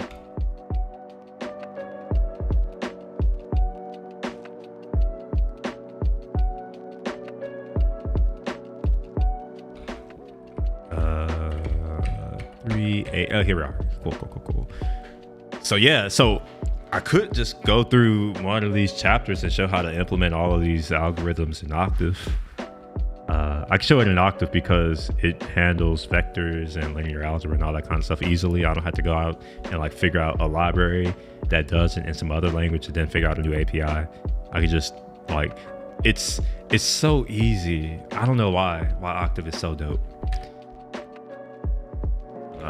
Yeah, projection, pursuit, regression. And I'm curious, like, if I do go through this, and who's watching? No one's watching, I don't think. It's just me. So since it's just me watching, I don't want to watch that, so I'm not going to do it. But you know, if you are someone watching the VOD of this, oh shit, someone is watching. My bad. I didn't know you were here, Jan. So every time I see one viewer, I think it's me because I'm viewing the stream right now, actually, from another device. So I didn't know you were actually here, so my bad. I was about to be like, yeah, I don't want to look at me do this, so I'm not going to do it. But yeah, I could do this. Just go through all this crap and build up a neural network from scratch.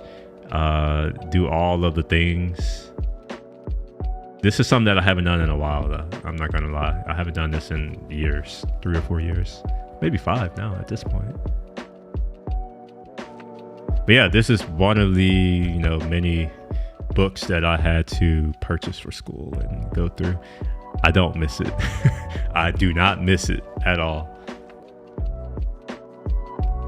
Let's see. But this isn't the book that I was looking for, I don't think. Or it may be, but there's another book that also has some other things, if I can find it.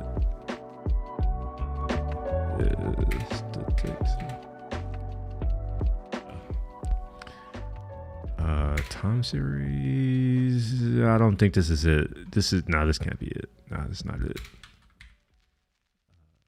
What is this? Machine learning. I don't know if this is it. No, I don't remember this being it. This ain't it. But this could be like a fun thing to go through, because I think this is not. It's not as what's the word? It's not as rigorous as some of my other books, but it also doesn't really get into a lot of the things, like it doesn't even get into like neural networks in this book, or deep learning, or any of that kind of stuff.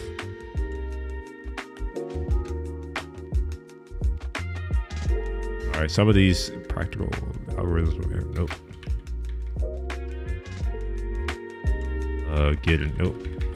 How to prove it. I don't think that's it. Intro to information retrieval. This could be it. I think this could be it. Intro to information retrieval. The book that I wanted to kind of play around with. Index compression. Computing scores.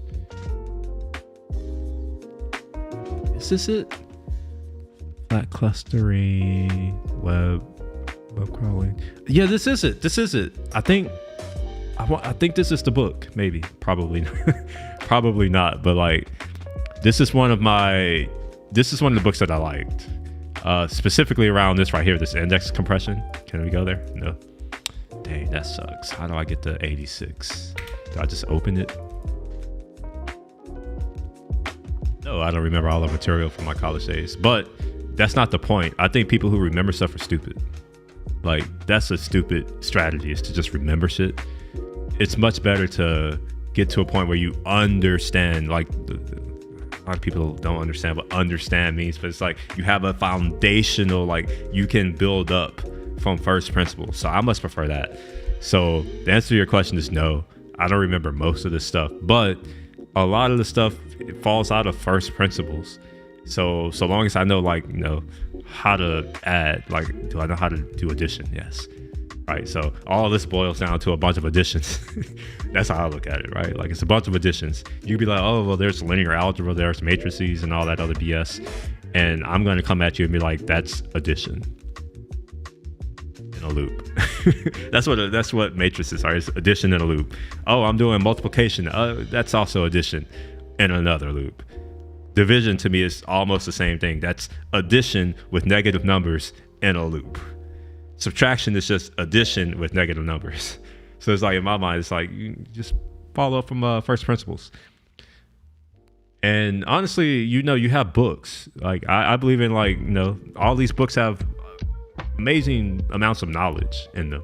There's no reason for you to keep that in your head. So I only remember the things that I'm working with. So at the moment, I don't remember any of this. But if you were to give me about a month of like dedicated working, like not reading this, but like actually working, all this will just come back, because I don't know why, but it just does. I really don't understand why, to be honest.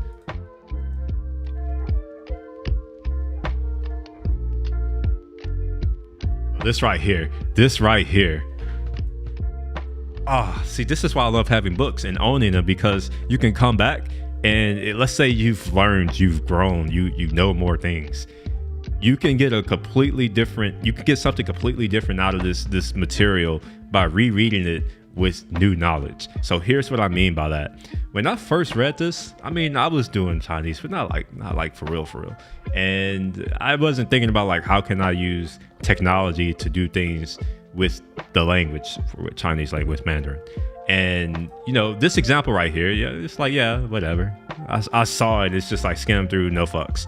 But now that I have been deep into the reading, so for instance, let's see,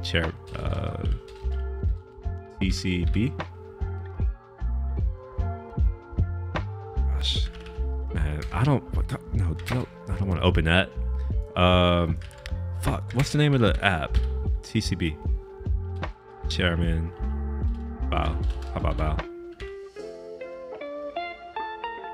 Man, you know what? I hate Spotlight these days. It's not good at all. So let's go to this right here. Let's find this thing. So I want to show it because it's useful to see. It's not here.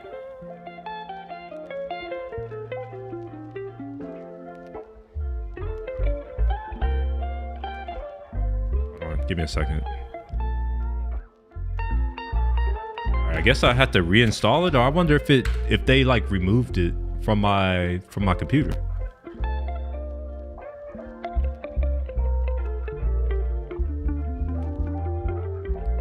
Well, I guess I mean, yeah, I don't have to use this reader. I could use another reader that I have. All right, yeah. So here, let's open up.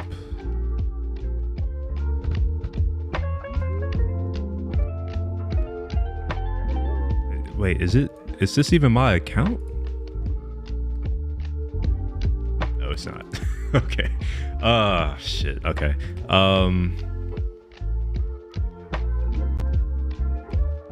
Maybe we'll do Hello Chinese. Shit. Fuck. I'm not logged into anything. My gosh. Hopefully this is my password. I hope this is my password.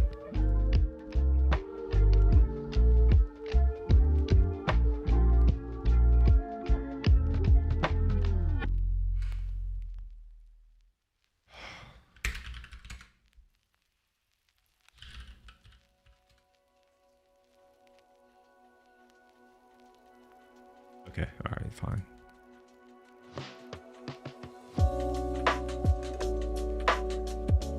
Sure, whatever. I don't know what this is, but yeah, we'll go through it. The point is not the actual story doesn't matter. No, this isn't. I don't know if this is a good. Let's see. Let's do characters only. And I also don't want to show any of these right now. It's distracting. All right, so here's one of the issues that I've had with Chinese. What you'll notice is that there are no space. Well, this one has spaces. That's why I didn't want to do this one. Can I do this from my phone, maybe?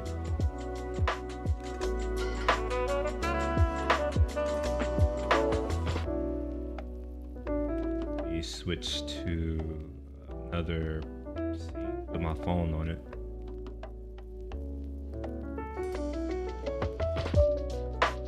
Why is my phone not showing up? What the hell? There we are. That it.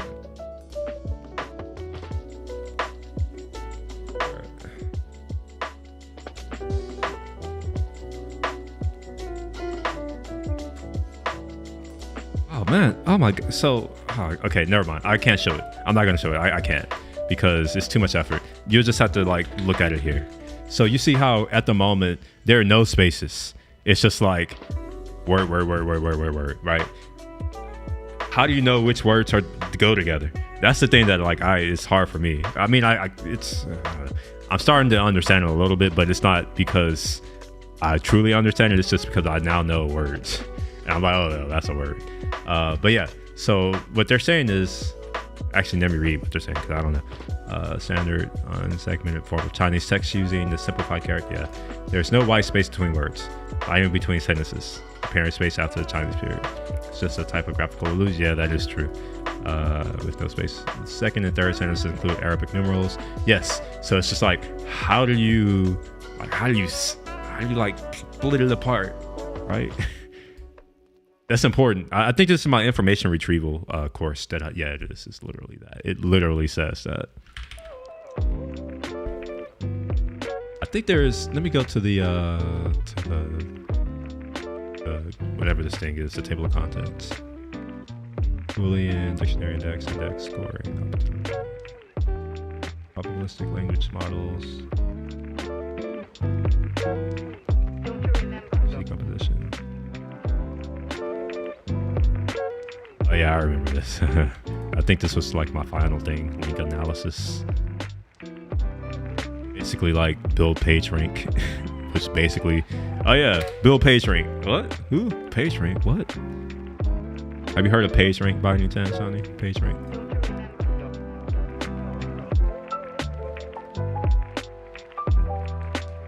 Put a space in there.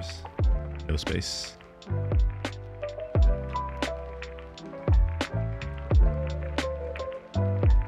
It's a relatively simple algorithm, to be honest.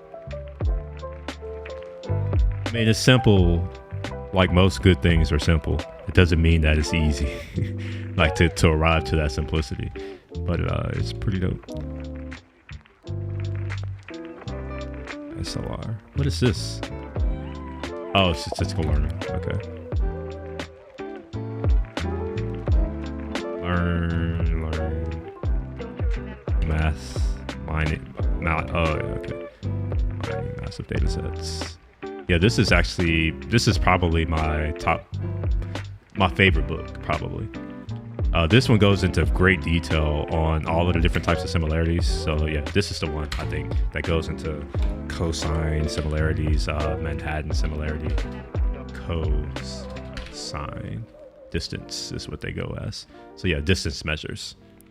So you were seeing some of those distance, like, oh, let me get rid of, I don't need my phone anymore. We're done with that. So you're seeing some of those distance measures, like the Jacquard distance. You saw. Wait, did I just close? Fuck. What the hell? Damn it. Sorry.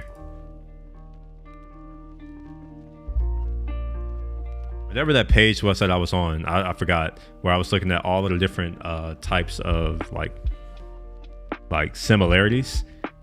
Well, similarity and distance are synonymous.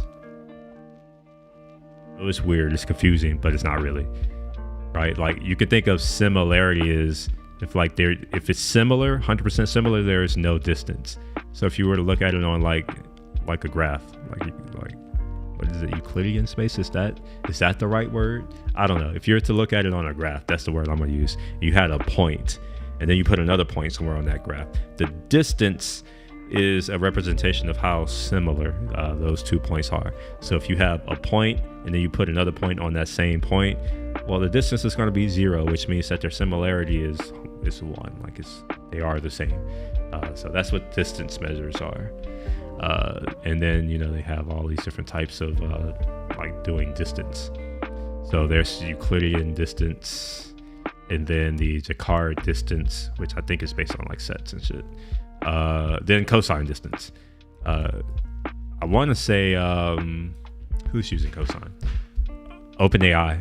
I think they're using cosine for a lot of their similarity measures. Then there's an edit distance. You may have seen this in like algorithms interview, where they'll give you like a string, for instance, like kangaroo. That's not a good one. let's say musket, and then musty, right? Like, what's the edit distance? And the edit distance is like how many changes do you need to make to get to the previous thing, right? So yeah. Anyways, this is a good book. I think it's free, maybe. Don't quote me on that, but I think it may be. Anyways, yeah, I need to figure out something to do because I kind of want to wait. Why is this here? That shouldn't be here.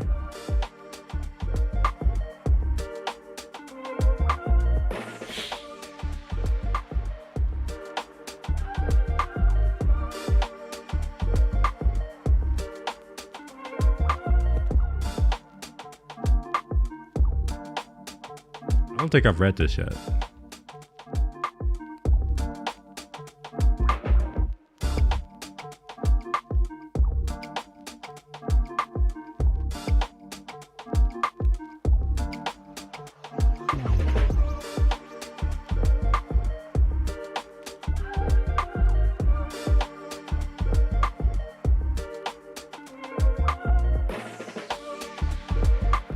I don't know if I want to go through this right now. I don't want to do that.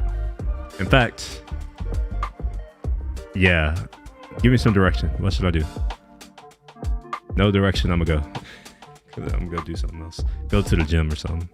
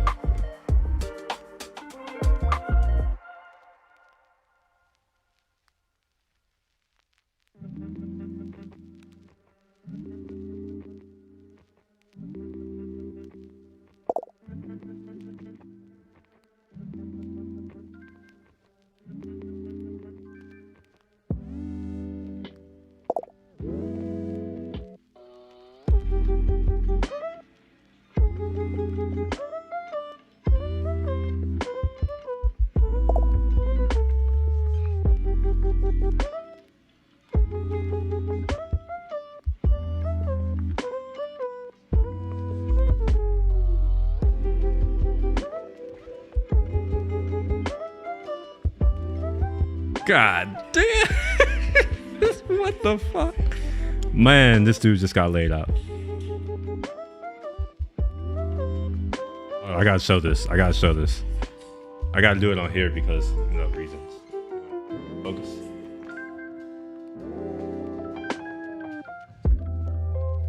Look at that. Dude, like, look, stun them. Pop, pop, pop. God damn. Oh my gosh. Man, I'm gonna play Fight Night tonight. That's probably what's gonna happen. That's gonna happen. Fight Night. You traveling this summer? I thought about. Wait, hold on. What's going on? Why am I like jittery? How does the stream look to you, Yanni? It's jittery for me on Twitch. But as far as travel plans, I was looking. I mean, yeah, I was looking for like places to go, but I don't know. Like,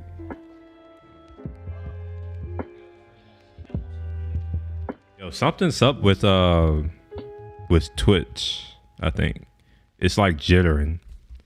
Is it fine on YouTube? I guess I can see on YouTube myself.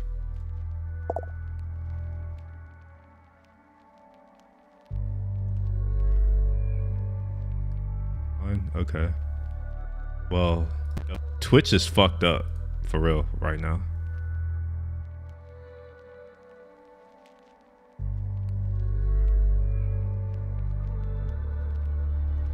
Maybe that's just me. Maybe if I close Twitch and reopen and then restart, maybe that'll fix it.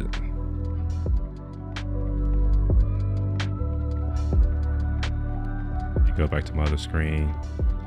Wait. Then go back.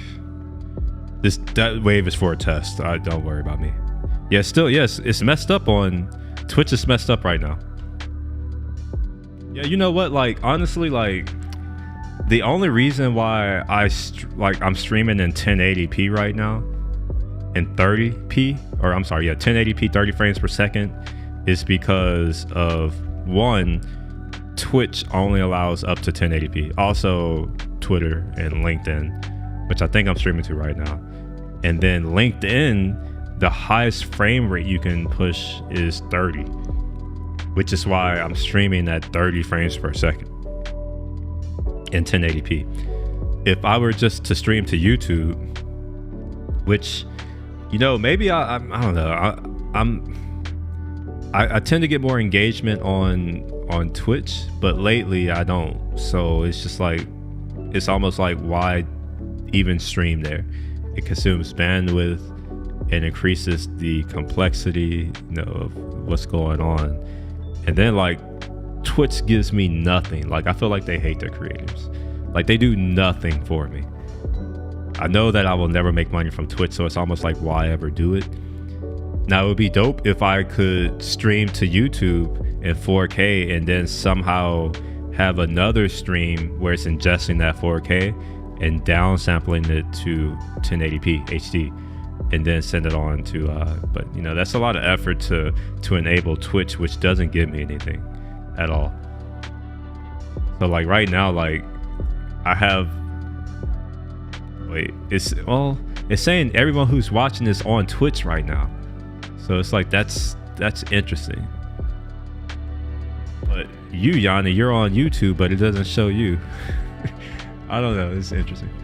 But yeah, so like, what do you think, Yanni? And I'll get to your other questions about travel in a second. But like, do you think it's worth continuing to stream to Twitch, or should I just go all in onto YouTube where I can do 4K 60, and then, you know, maybe you'll even be able to see my screen? Because I do know that whenever I have a lot of text, like for instance, if I open up Xcode, for instance, and like it's not full screen, even if it is full screen, the code is small because it's Mac OS.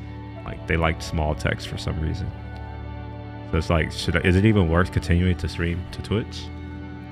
If you're on Twitch, let me know. Like, I mean, hell, you're here.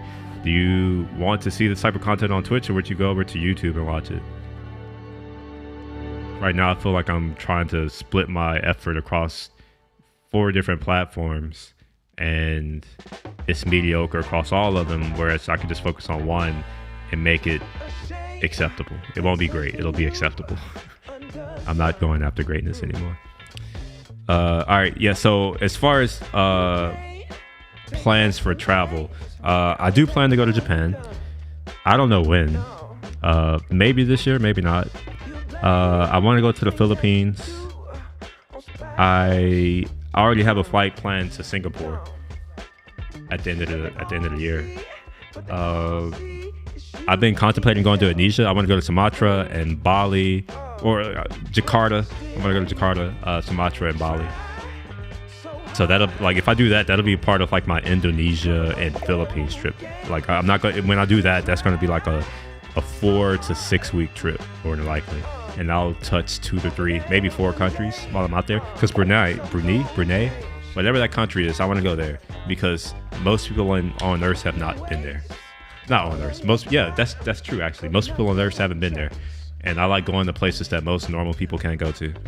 It's a flex. I don't mind saying that. It's like, you could be like, oh, I got something. It's like, well, I've been somewhere. Where you been? Nowhere. That's right. Anyway, let me show you Brunei. Maybe. Go away. All right, so here, this place, this little country, it's weird because, well, this whole area is weird because this is Malaysia over here. Then you have Singapore, which is its own little place, and then you have Malaysia again, and then you have this other country, which is Brunei. And why do I want to go there? Well, it's because it's freaking exotic. Like, who like, I'm pretty sure you didn't even know what this was until I said the word Brunei. You're like, what's that? Here, this is it. So you see that they got Arabic. So like, I mean, I wouldn't be completely out of my element because like I'm familiar with Arabic, but they're not. I don't think they're Arab. I think they're just Muslim.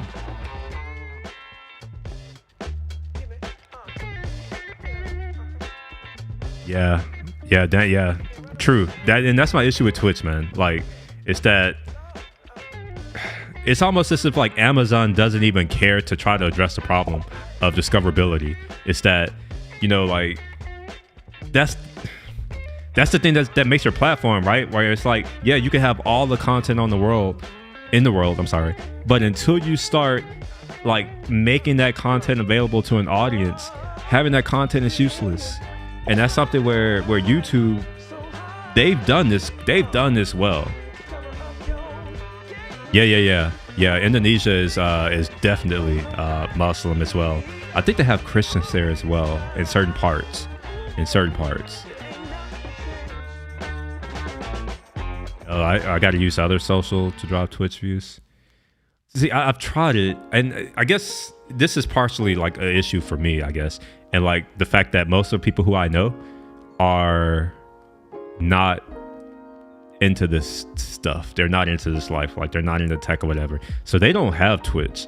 Twitch seems to be more like a person who lives on the internet kind of thing. Whereas YouTube has a lot more mass appeal, where, everyone knows YouTube and almost everyone has a YouTube account. And I want to say you can watch even without an account. Yeah, the partner streamer. Yeah. Well, I'm an affiliate. Like, I'm a Twitch. You can't tell because I don't have a big following, but like, I'm a Twitch affiliate. I don't get anything. Like, I remember going hard as fuck to try to get affiliate status on Twitch, and I got there. What did I get? Basically nothing.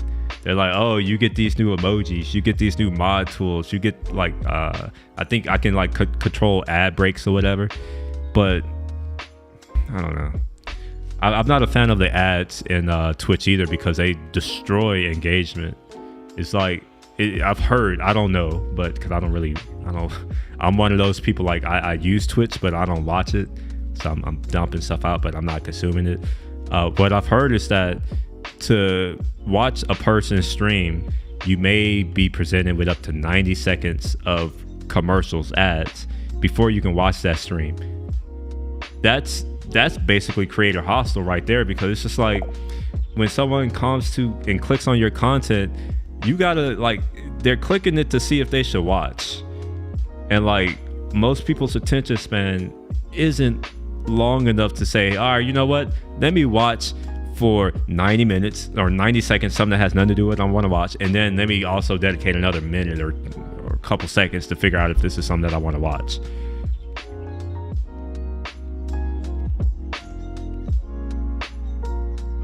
It hurts your metrics to stream with low views. At least you can, yeah. I mean, that's what's happening now, I guess. Like, most of my streams are not that many views. Some of them have, I think the max that I've had at once is like 120 folks, like that. None of them are really like, none of them are really that big. And I don't know. 1 app per stream, you're not sub to, so part of the idea is to press reviews. Okay. Well, it could, because I do, like, I don't sub in the sense of like I'm subbing because I want to see the stuff. Like, I am paying three streamers just because I like to support people, right? Like, as someone who also does that, I understand how difficult it is to maintain motivation to do something. Like, to get in front of a camera and talk to a screen for hours is very difficult, especially when you are talking to nobody, which for the majority of the time, that's what I'm doing. It's me just over here rambling to myself and wondering if somebody will join in to try to like make it more engaging, because I like to talk to people at the end of the day. Sure, I know how to do all this tech shit. Sure, I can do all that. I don't really want to. I prefer to talk to people about it. And, if they have issues or questions or problems, I'd rather help them fix it versus work on my own stuff, because it's hard for me to talk and work. because like I don't need to talk to get my work done, but I'm doing it. Yeah, it's a thing. I'm curious. Do you stream? Yeah, it does. It does. Honestly, like, but that's most things, right? Like YouTube is that way too. I'm no longer big on YouTube. I actually have fallen off a lot. I used to have significantly more of an audience on YouTube back in the day, and yeah, nowadays, like, my videos, they don't do anything actually. Here, I'll show you one. This is why I stopped making videos on YouTube, because like I would dump 2 or 3 hours into a video. Let me find the last one that I did. Yeah, this one. Wait, no, what's that? How do I do upload date? Let's do that by upload date. Oops. See, y'all can see like I had other videos which I've turned them off though, but like let me do here. Yeah, so like this right here, in 3 months it's gotten 56 views. It's a thing on For Loops. It may not be that great, but it's like whatever. It's just, it took me 3 hours to get 56 views, 2 likes, no comments. So it's just like, I'm doing this to help people, but if it's not helping people, I'm not going to do it.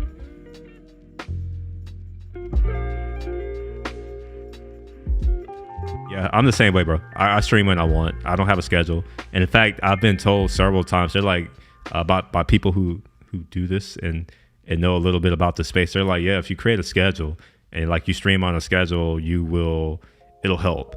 And I'm just like, well, I have more important things to do in my life than sit in front of my computer and talk to a screen for up to 2 years just so that I can get, an audience of maybe 10,000 people. And I still, like, it's not like it's earning me an income. So it's just like, what's the point? What's your what's your Twitch? Is it Dan Dazzo? Is that it? Or how about this? If it's not Dan Dazzo, because I don't know if you can share a link.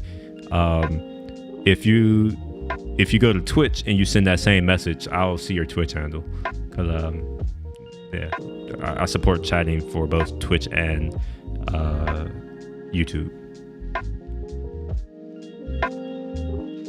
And I mean, when I started out streaming, I guess you could say it's a niche, but it's not really. My thing is like I needed something to stream. So it's like instead of figuring out what to stream, I'm like, well, I know how to program very well. I know how to build things. I know how computers work at a very fundamental level. I know a little bit about business, having had one. I know a little bit about real estate investing, also regular investing, but not that much about regular investing, mostly from a real estate perspective. And then like cars, but a lot of the car stuff that I do is like I'm not going to stream it because I'm with folks, and then like how am I going to enjoy myself trying to have a giant camera around somewhere? Somebody just subbed. Who was that? Oh, thank you, bro. Dan Dazzo. Are you okay? So I know who you are now. All right, so you're Dan Dazzo on. Let me find you. Go ahead and follow you there, because every now and again I will have Twitch running over there on my TV when I'm here, and sometimes I'll glance over just to see what's going on.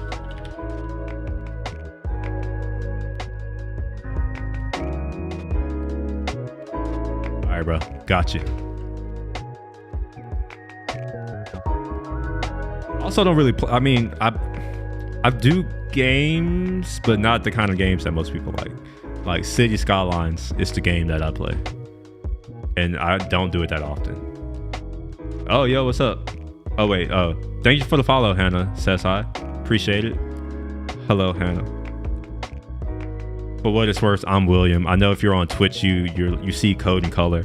I tried to change it to my name because I'm trying to. I want to do. I'm not going to get into that. I wanted to change it to my name, but unfortunately, I can't. So it's still Code and Color, which is technically my consulting thing, and I'm just doing it under that. So yeah, I'm William. Nice to meet you. Based in Houston.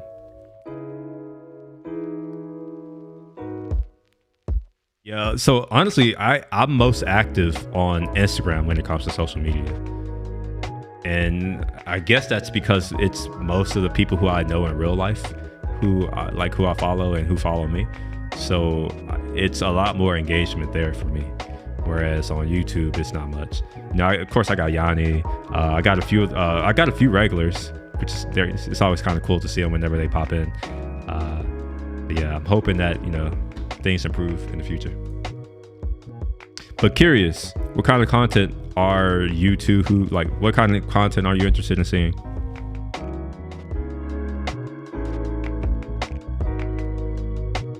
Oh, I also forgot, I also do music. I should have. Music and photography and videography. I do all those things too. In fact, here, I want to show you something. So I have some photos that I've taken that I'm getting ready for print. So I got this. You may not, whatever, in this one. Like I got these two for print. They should be coming. They'll be coming out soon. I got my printer over there. I just got to hook it up and do stuff. You want to get more views and people, I suggest having a simple and short name, so when people suggest you, they will remember your YouTube name. I am Will Shepherd. That's not short. I tried to do I am Will, but I can't do I am Will. Yeah. What would you recommend that's shorter than I am Will Shepherd? I know it's like 14 characters. I do understand that. I am Will. That's 3 characters. Shepherd. So it's 5 syllables. I get that. Are you suggesting that maybe it'd be 2 or 3 syllables? And if so, yeah, I don't know. I also know thumbnails. That's a big thing as well. Me and my thumbnail game, I'm not it. Here, let me show you some of my thumbnails. So they're all the same, as you can tell. And I want to call this out right here. That face, it's not me. I literally went into what's that thing? OpenAI, ChatGPT, or no, DALL-E. I went to DALL-E and said YouTube face, whatever, some words, and it pumped out with this, and I was just like, yeah, I'm gonna go with that. That's my YouTube face. But as you can see, I'm lazy. I'm not about to put in an effort to try to change thumbnails every day. And then this one right here, this is like my background for my channel, because I didn't know what to put for taking screenshots for this. By the way, if you're a Mac user, I'm not trying to just say, oh, go watch this, but like, if you're a Mac user, you may actually learn something from this video. Like for real. I found that there are a lot of like little Mac things that I just know for some reason that most people don't. So yeah, stuff like that. For instance, here's a little known fact with iOS. So on new Macs, and by new, I don't know what I mean by new, but like if you come to QuickTime Player, you go to File and you do a new movie recording. What you could do is come here and you can select your iPhone, and when you do that, you can have your iPhone displayed on your computer through QuickTime, and you can record it. A lot of people don't know that. So stuff like this, where it's just like, you know, there's a lot of little like things about Mac OS that I know because I've been a user of it for 25 years now. So it's just like, yeah, anyways, let me go ahead and close this. We don't want to see that anymore. We'll see Danny. Let's see.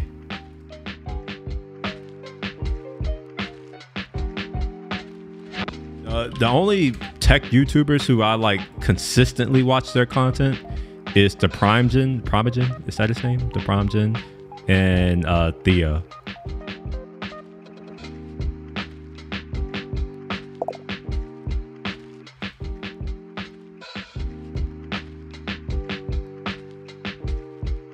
Is this the person? Danny Dev?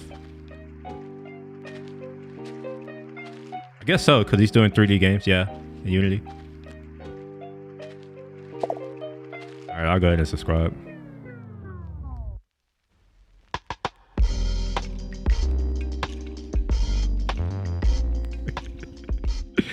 Wait, hold on. I'm curious. Are you Danny? I don't know. Or are you just saying like your ex used to call you Danny? Technically. Man, there's a lot of things that like, when I see people do stuff, like when I see people like moving around screen, like stuff like this, I'm just like, why do you do that? Why don't you just do this? You know, you can do so many things. You can like, it's so much easier to just like do stuff like this. But people, I don't know. I'll understand people sometimes, but you know, it is what it is. just move around your stuff like this. There's stuff like this. There's also the fact that you have a clipboard history in Mac OS, and a lot of people don't know that. No. Like, there's a clipboard history in Mac OS. Or the fact that you can, like, say for instance, if you forgot your password. I'm not going to do this because I don't want to show my password. But let's say you forget a password, like a Wi-Fi password, or you never knew it. Well, what you could do is go into Keychain, and all of that stuff is there, and you can show passwords in Keychain for Wi-Fi networks that you've been logged into by someone else. There's little interesting things like that, and I don't know if it's still the case, but you definitely could do that 2 versions of Mac OS ago. And I don't know if they patched that due to security or what, but like, it's stuff, like really interesting stuff. Or I'm about to just give y'all the business here. Say for instance you're on your desktop Finder, for instance. You could do Command Shift A. That'll open up all your applications. Or if you want to go to your documents, you could do Command Shift D. Or if you want to go to your utilities, you could do Command Shift U. Or if you want to go to open up a server, Command K. Or you can go to a file with Command G. Like stuff like this. Like, a lot of people don't just know these things for some reason. But I have Windows, but I don't really, I use Windows in parallels, and I only use it for, man, you're gonna judge me for this. I only use Windows for Excel. like I have Microsoft Office, and I shit you not, I have paid a license to Windows to run it on my Mac so that I can use Excel for Windows, because Excel for Mac is complete trash. It's not complete trash, but it's 80% trash. 70% trash. It's not all of it. It's 70% trash. So yeah, I'm one of those where it's like I use Windows for an application. And even then it's kind of rare, because I have Excel for here too. So sometimes I'll just be like, you know what? I'll just deal with the headache that is Mac OS's version of Excel, which is stupidly slow. By the way, I've opened it. I'm just waiting for it to open, because Excel, there we are. Here it is. Finally opens up. Yeah, we're not going to get into this though. I don't know what I have in here. I'm not going to show any of that. There's some things about Windows that I knew a little bit about as well, but not from a UI perspective, but more from a how the system works perspective. Do you develop? Do you program? Are you like a tech person? Are you into building computers, games? What kind of stuff are you into?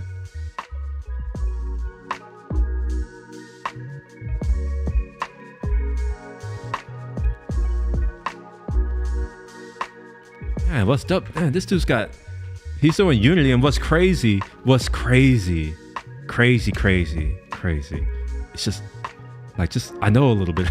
I do, man. That's the problem with like being not. How do I explain it? So some people come out of school and they become like a certain type of developer. Like, you'll become a web developer. You'll do like backend, whatever that means. You'll become like a database expert or whatever. I didn't have that experience. When I was in college, I worked at a startup. And sure, I did write drivers, like audio drivers and some other shit, but they also asked me to do marketing stuff. They also asked me to write documentation, and they also asked me to do like IT stuff, like building out our network, making sure that we can install our OS on all of our hardware devices. I want stuff like that. And then when I get my first job, it's consulting, which means that like, it's not just like, oh, here's some code bullshit. It's like, no, you need to go understand this problem at this company, this business, and like we're going to build a solution for them. So I've never been in one thing, and as a result of that, my skill set is very, very broad. So it's hard to kind of pick and choose and to go into one thing, because like I've never been that way. Like, I'm the kind of person where it's like I can only work on a certain type of thing for a certain amount of time, and then I got to go do something else. So for me, I haven't like I could get into like games and all that, but I don't enjoy playing games. So it's just hard for me. I was most recently project manager for ML project. Oh, dude, a self-driving company. I'm curious. I'm curious which one it is. I'm curious if maybe you might even. Are we? You should connect with me on LinkedIn. I'm curious if we might be connected somehow through mutual connections. Right code. Yeah, I feel you. So I'm in a transitory phase right now. In the past was what you would consider a software engineer, where it's like that was it. In fact, here's the thing. It'll open up one day. Oh, here's the thing that I did, right? So I was this, and no, I kind of stepped away after some things happened where I left and went on a little world tour of the world, and in that I went back into like consulting, but for my own, like in my own business kind of thing. So like I went back to like doing all different kinds of things, and I ran across some people who do a lot of AI, a lot of machine learning. So I was in that space for a little bit, and some of these people worked at one of the two top like self-driving companies. So that's why I'm like wondering, maybe we could be like related in somehow, some way.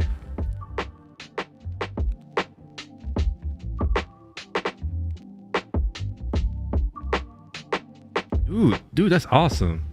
Oh, we are connected on LinkedIn? Seriously? Wait, all right. I don't want to dox you, so I'm not gonna go look, but like, that's dope. Hit me up there. So you did a coding bootcamp. That's interesting because I taught at UT's coding bootcamp. Surprisingly, their web development course. For what it's worth, I've never been a web developer. That's why it's interesting to me. But that just goes to show there where it's like my skill set has always been like my title has always just been software engineer, and I would get brought into any kind of project and I'll just be expected to come in and do stuff. So it's like, there might be a team of web developers and I come in and it's like it's my job to like somehow get them productive, and I'm like, I don't even know web shit, but I gotta go and learn it, I guess. Are you like a game dev YouTuber? Who, me or Dan? Because no, I'm not a game dev YouTuber. In fact, I can't even call myself a YouTuber.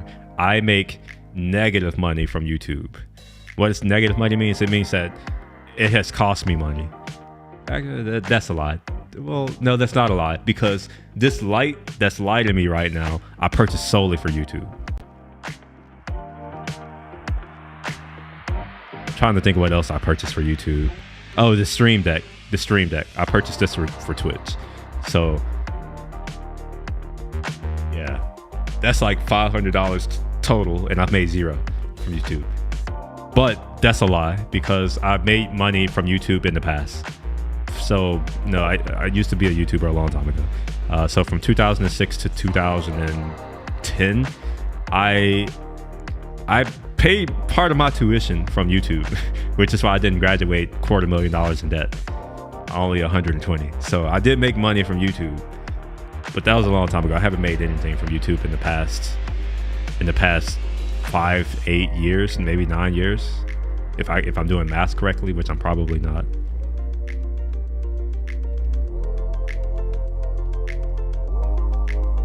Yeah, I feel you, bro. Like, that's where I'm at, right? Where it's like, here, can I put this on?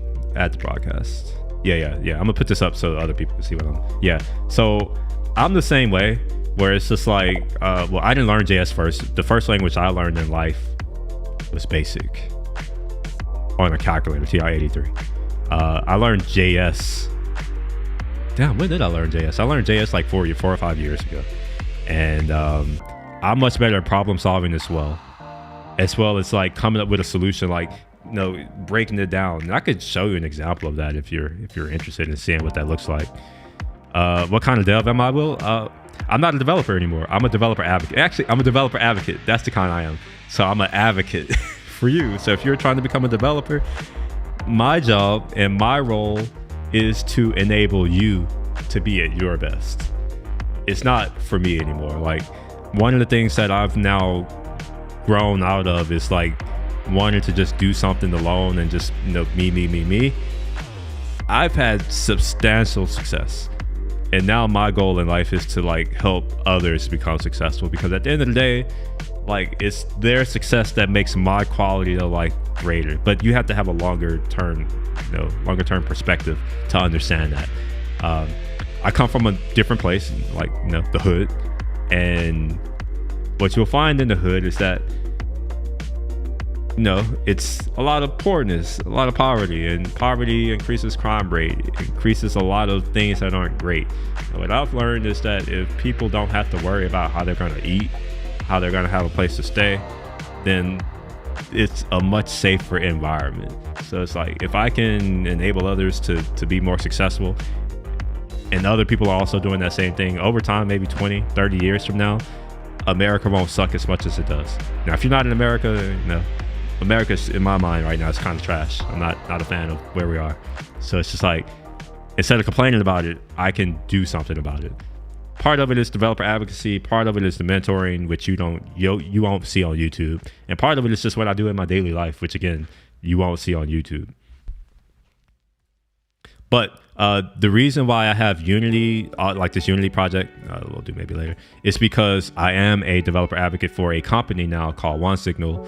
And we ship, I don't know how many we ship. I don't want to lie to you. I'm gonna just show you the things because I don't know. We ship a lot of SDKs, including one for Unity, which means that, what? Okay, all right. Hopefully that will figure itself out soon. All right, so we ship.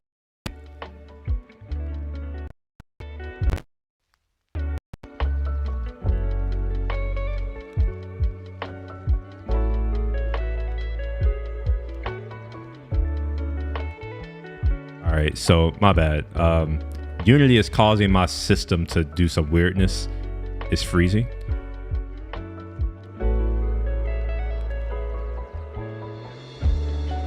Oh gosh, let's skip this for now.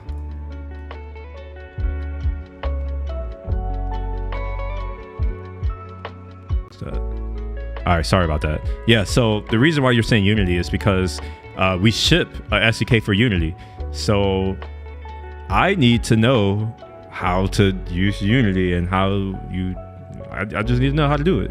So like all of these things, like everything you see here is stuff that like I have to do.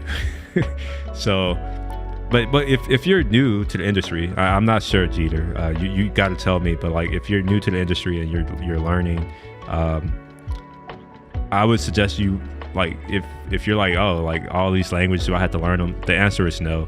I should also add that I've been programming for 20 years at this point. So I've had 20 years to accumulate a lot of languages. So yeah. All right, so hold on, let's see here. Yeah, so hopefully that answers your question. I hope. The answer is I'm not a developer. I'm not a developer. I'm a pretend developer now. Yeah.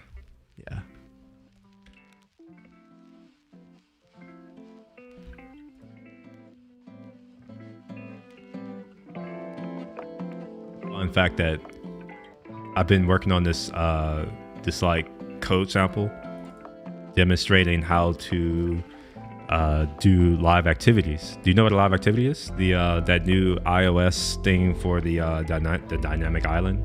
Let me see if I can show it. If I play music on my phone and I come here.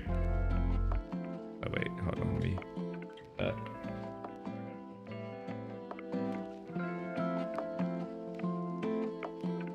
So you see that thing at the top? That's the dynamic island. So with the latest version of iOS, you can now have these special types of notifications that are persistent, so that you're not spamming people with notifications and all that kind of stuff.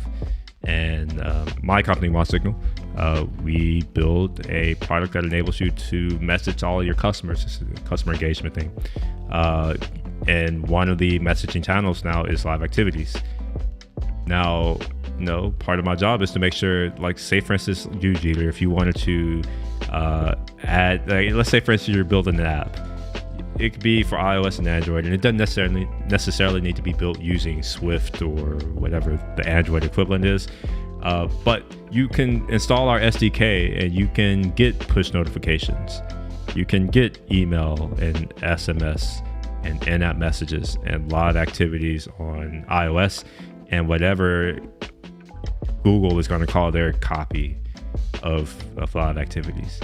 So it's like, I have to enable that, which means that I get to build out these little things and all that kind of stuff. In fact, if you are someone who's opinionated, which for what it's worth, I do love very opinionated people, please share your opinions. So like if you are just like wondering, it's like, oh, well, I looked at your docs and it didn't talk about XYZ, like let me know. You can hit me up here. Hit me up on Instagram. That's probably the best place to reach me. I have a Twitter too. I'm technically supposed to use it, but I don't like Twitter. Curious how to find more about me, just come to my about, and then you'll see I have a link tree right here, which is just link tree with my name. I am Will Shepherd, and this will take you to all the other places where I'm like posting stuff. And over time, I do plan to extend this because I also write. Yeah, I write a lot. So like, if you ever want to see like blog posts or whatever, you see that. But yeah, I'm going to assume that there's not that many more questions coming in, unless y'all have more questions. If not, I'm gonna go ahead and start winding down because I've been here for 3 hours and haven't accomplished anything today. And I'm starting to feel bad about the fact that I haven't accomplished anything today. Although, to be honest, like with that being said, I am grateful that I did get a couple more subscribers or followers or whatever the word is, and for the conversation. Y'all made it worth it, to be honest, because the first 2 hours was kind of not fun for me.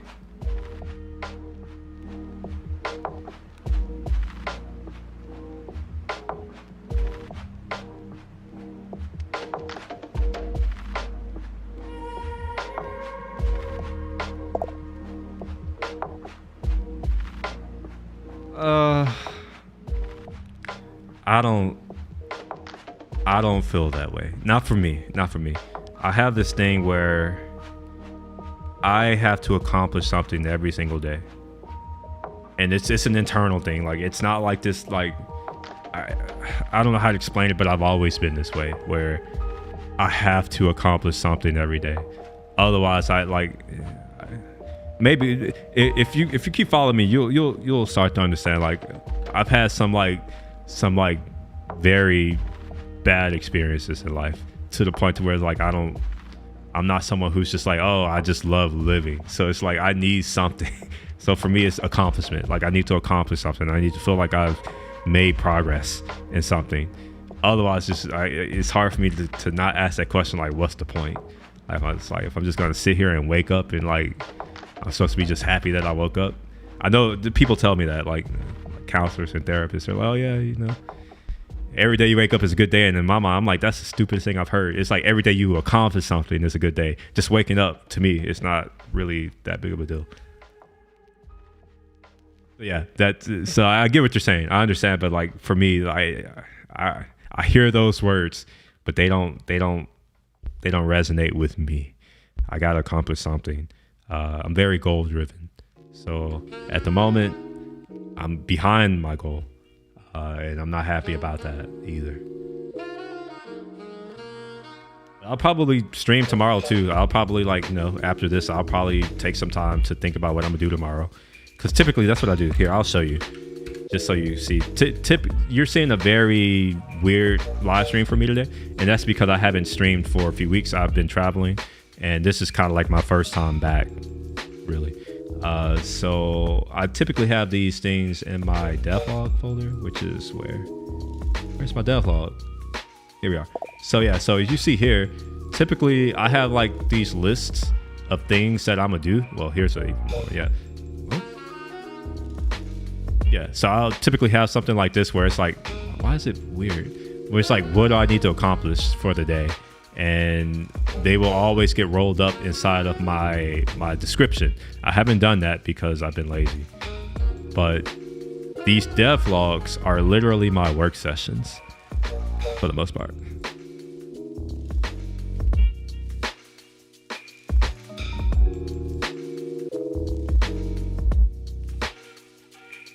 I love how you say, yeah, some people are happy to wake up.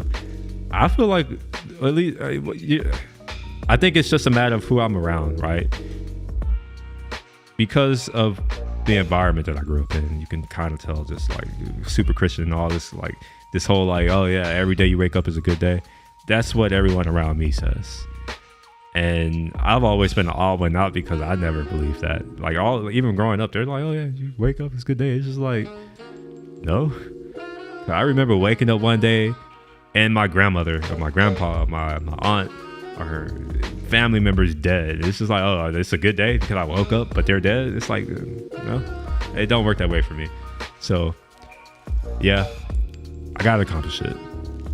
So today I haven't accomplished anything. So I'm probably gonna have to go to the gym and accomplish something there. Like lift something heavy or like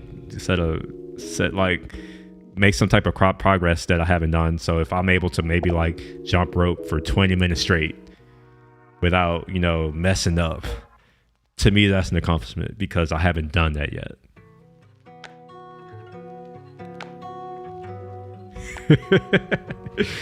What's interesting is that half of my career has been spent in startups. So it's interesting because like I've been consulting and I've been startup. And like I did one stint in like what I'm gonna call corporate with Harris Corporation. I fucking hate that. I hate it. No. I did other corporate stuff too. I hated it. And then went back into like startups. But like even startups are corporate, like GitHub. That was the last startup that I was at. It changed a lot. It changed a lot. A lot.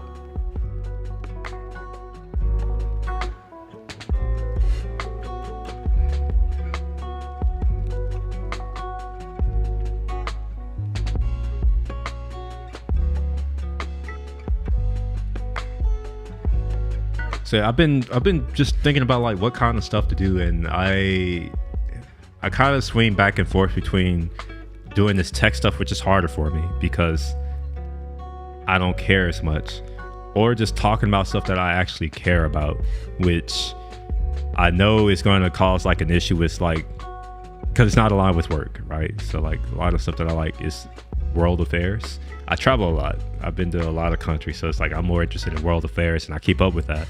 And I've been thinking about just talking about that live streams because it seems like a lot of people don't know that, but my assumption is a lot of people don't know it because they don't care, right? So like the issue that's happening right now in Sudan, by you have two military leaders, two generals on the east and the west. And you also have South Sudan doing their stuff's going on there too. But it's like you have some stuff that's happening right south of Egypt, right next to that Suez Canal, which kind of fucked up shit for a little bit during that pandemic. You remember that? And there's a war going on right now. Stuff like that. Like, how is that going to increase prices, for instance? Could I also invest? I should also say that. I'm one of those people where it's like, I will look at what's happening in world events and make bets and profit. The capitalist way. I didn't invent it, but I was forced into it. Anyway, I'm gonna close this project. I'm not gonna work on that. That's work. I don't want to work on that today. Then there's also the other stuff that I do, like Chinese, like just going over language learning and all that kind of stuff. Because I imagine there are other folks who may be interested in like learning a little bit about the language or learning how to do multilingual input on a computer. Like how do you write in different languages and all that kind of stuff. So like, stuff like this, something like that. But I don't know. It's me figuring it out. That's what the stream is. And hopefully, by the end of the year, I will have something to talk about that's interesting and engaging. But I think I'm gonna go for now because I'm rambling. I don't want to just bore y'all with my rambling. So I'm gonna go ahead and dip out for the day. Thank you all, thank you all for joining and like having a conversation. Y'all made it worth it. Thanks for the follows, the subs, all the other things. And I will be back tomorrow. I'm going to make that commitment. I will stream tomorrow for at least 2 hours. So I will see you all tomorrow, probably earlier in the day, because I like to get these over with so I can do other stuff during the day. So you may see me online at around noon or 1 Central. And maybe then I may actually be working on another project that I'm involved in, building some other thing in Flutter, which if you want to see Flutter, I do that too. Like, if you want to see some Flutter crap, you may get to see that. I don't know. I'll have to talk because it's not just me. I'll have to see if she's okay with it, being on stream or whatever. But until then, I hope you all have a good rest of the weekend. Enjoy the holidays, and I will hopefully see. Well, I will see you tomorrow, or y'all will see me tomorrow if you see me. Until then, peace.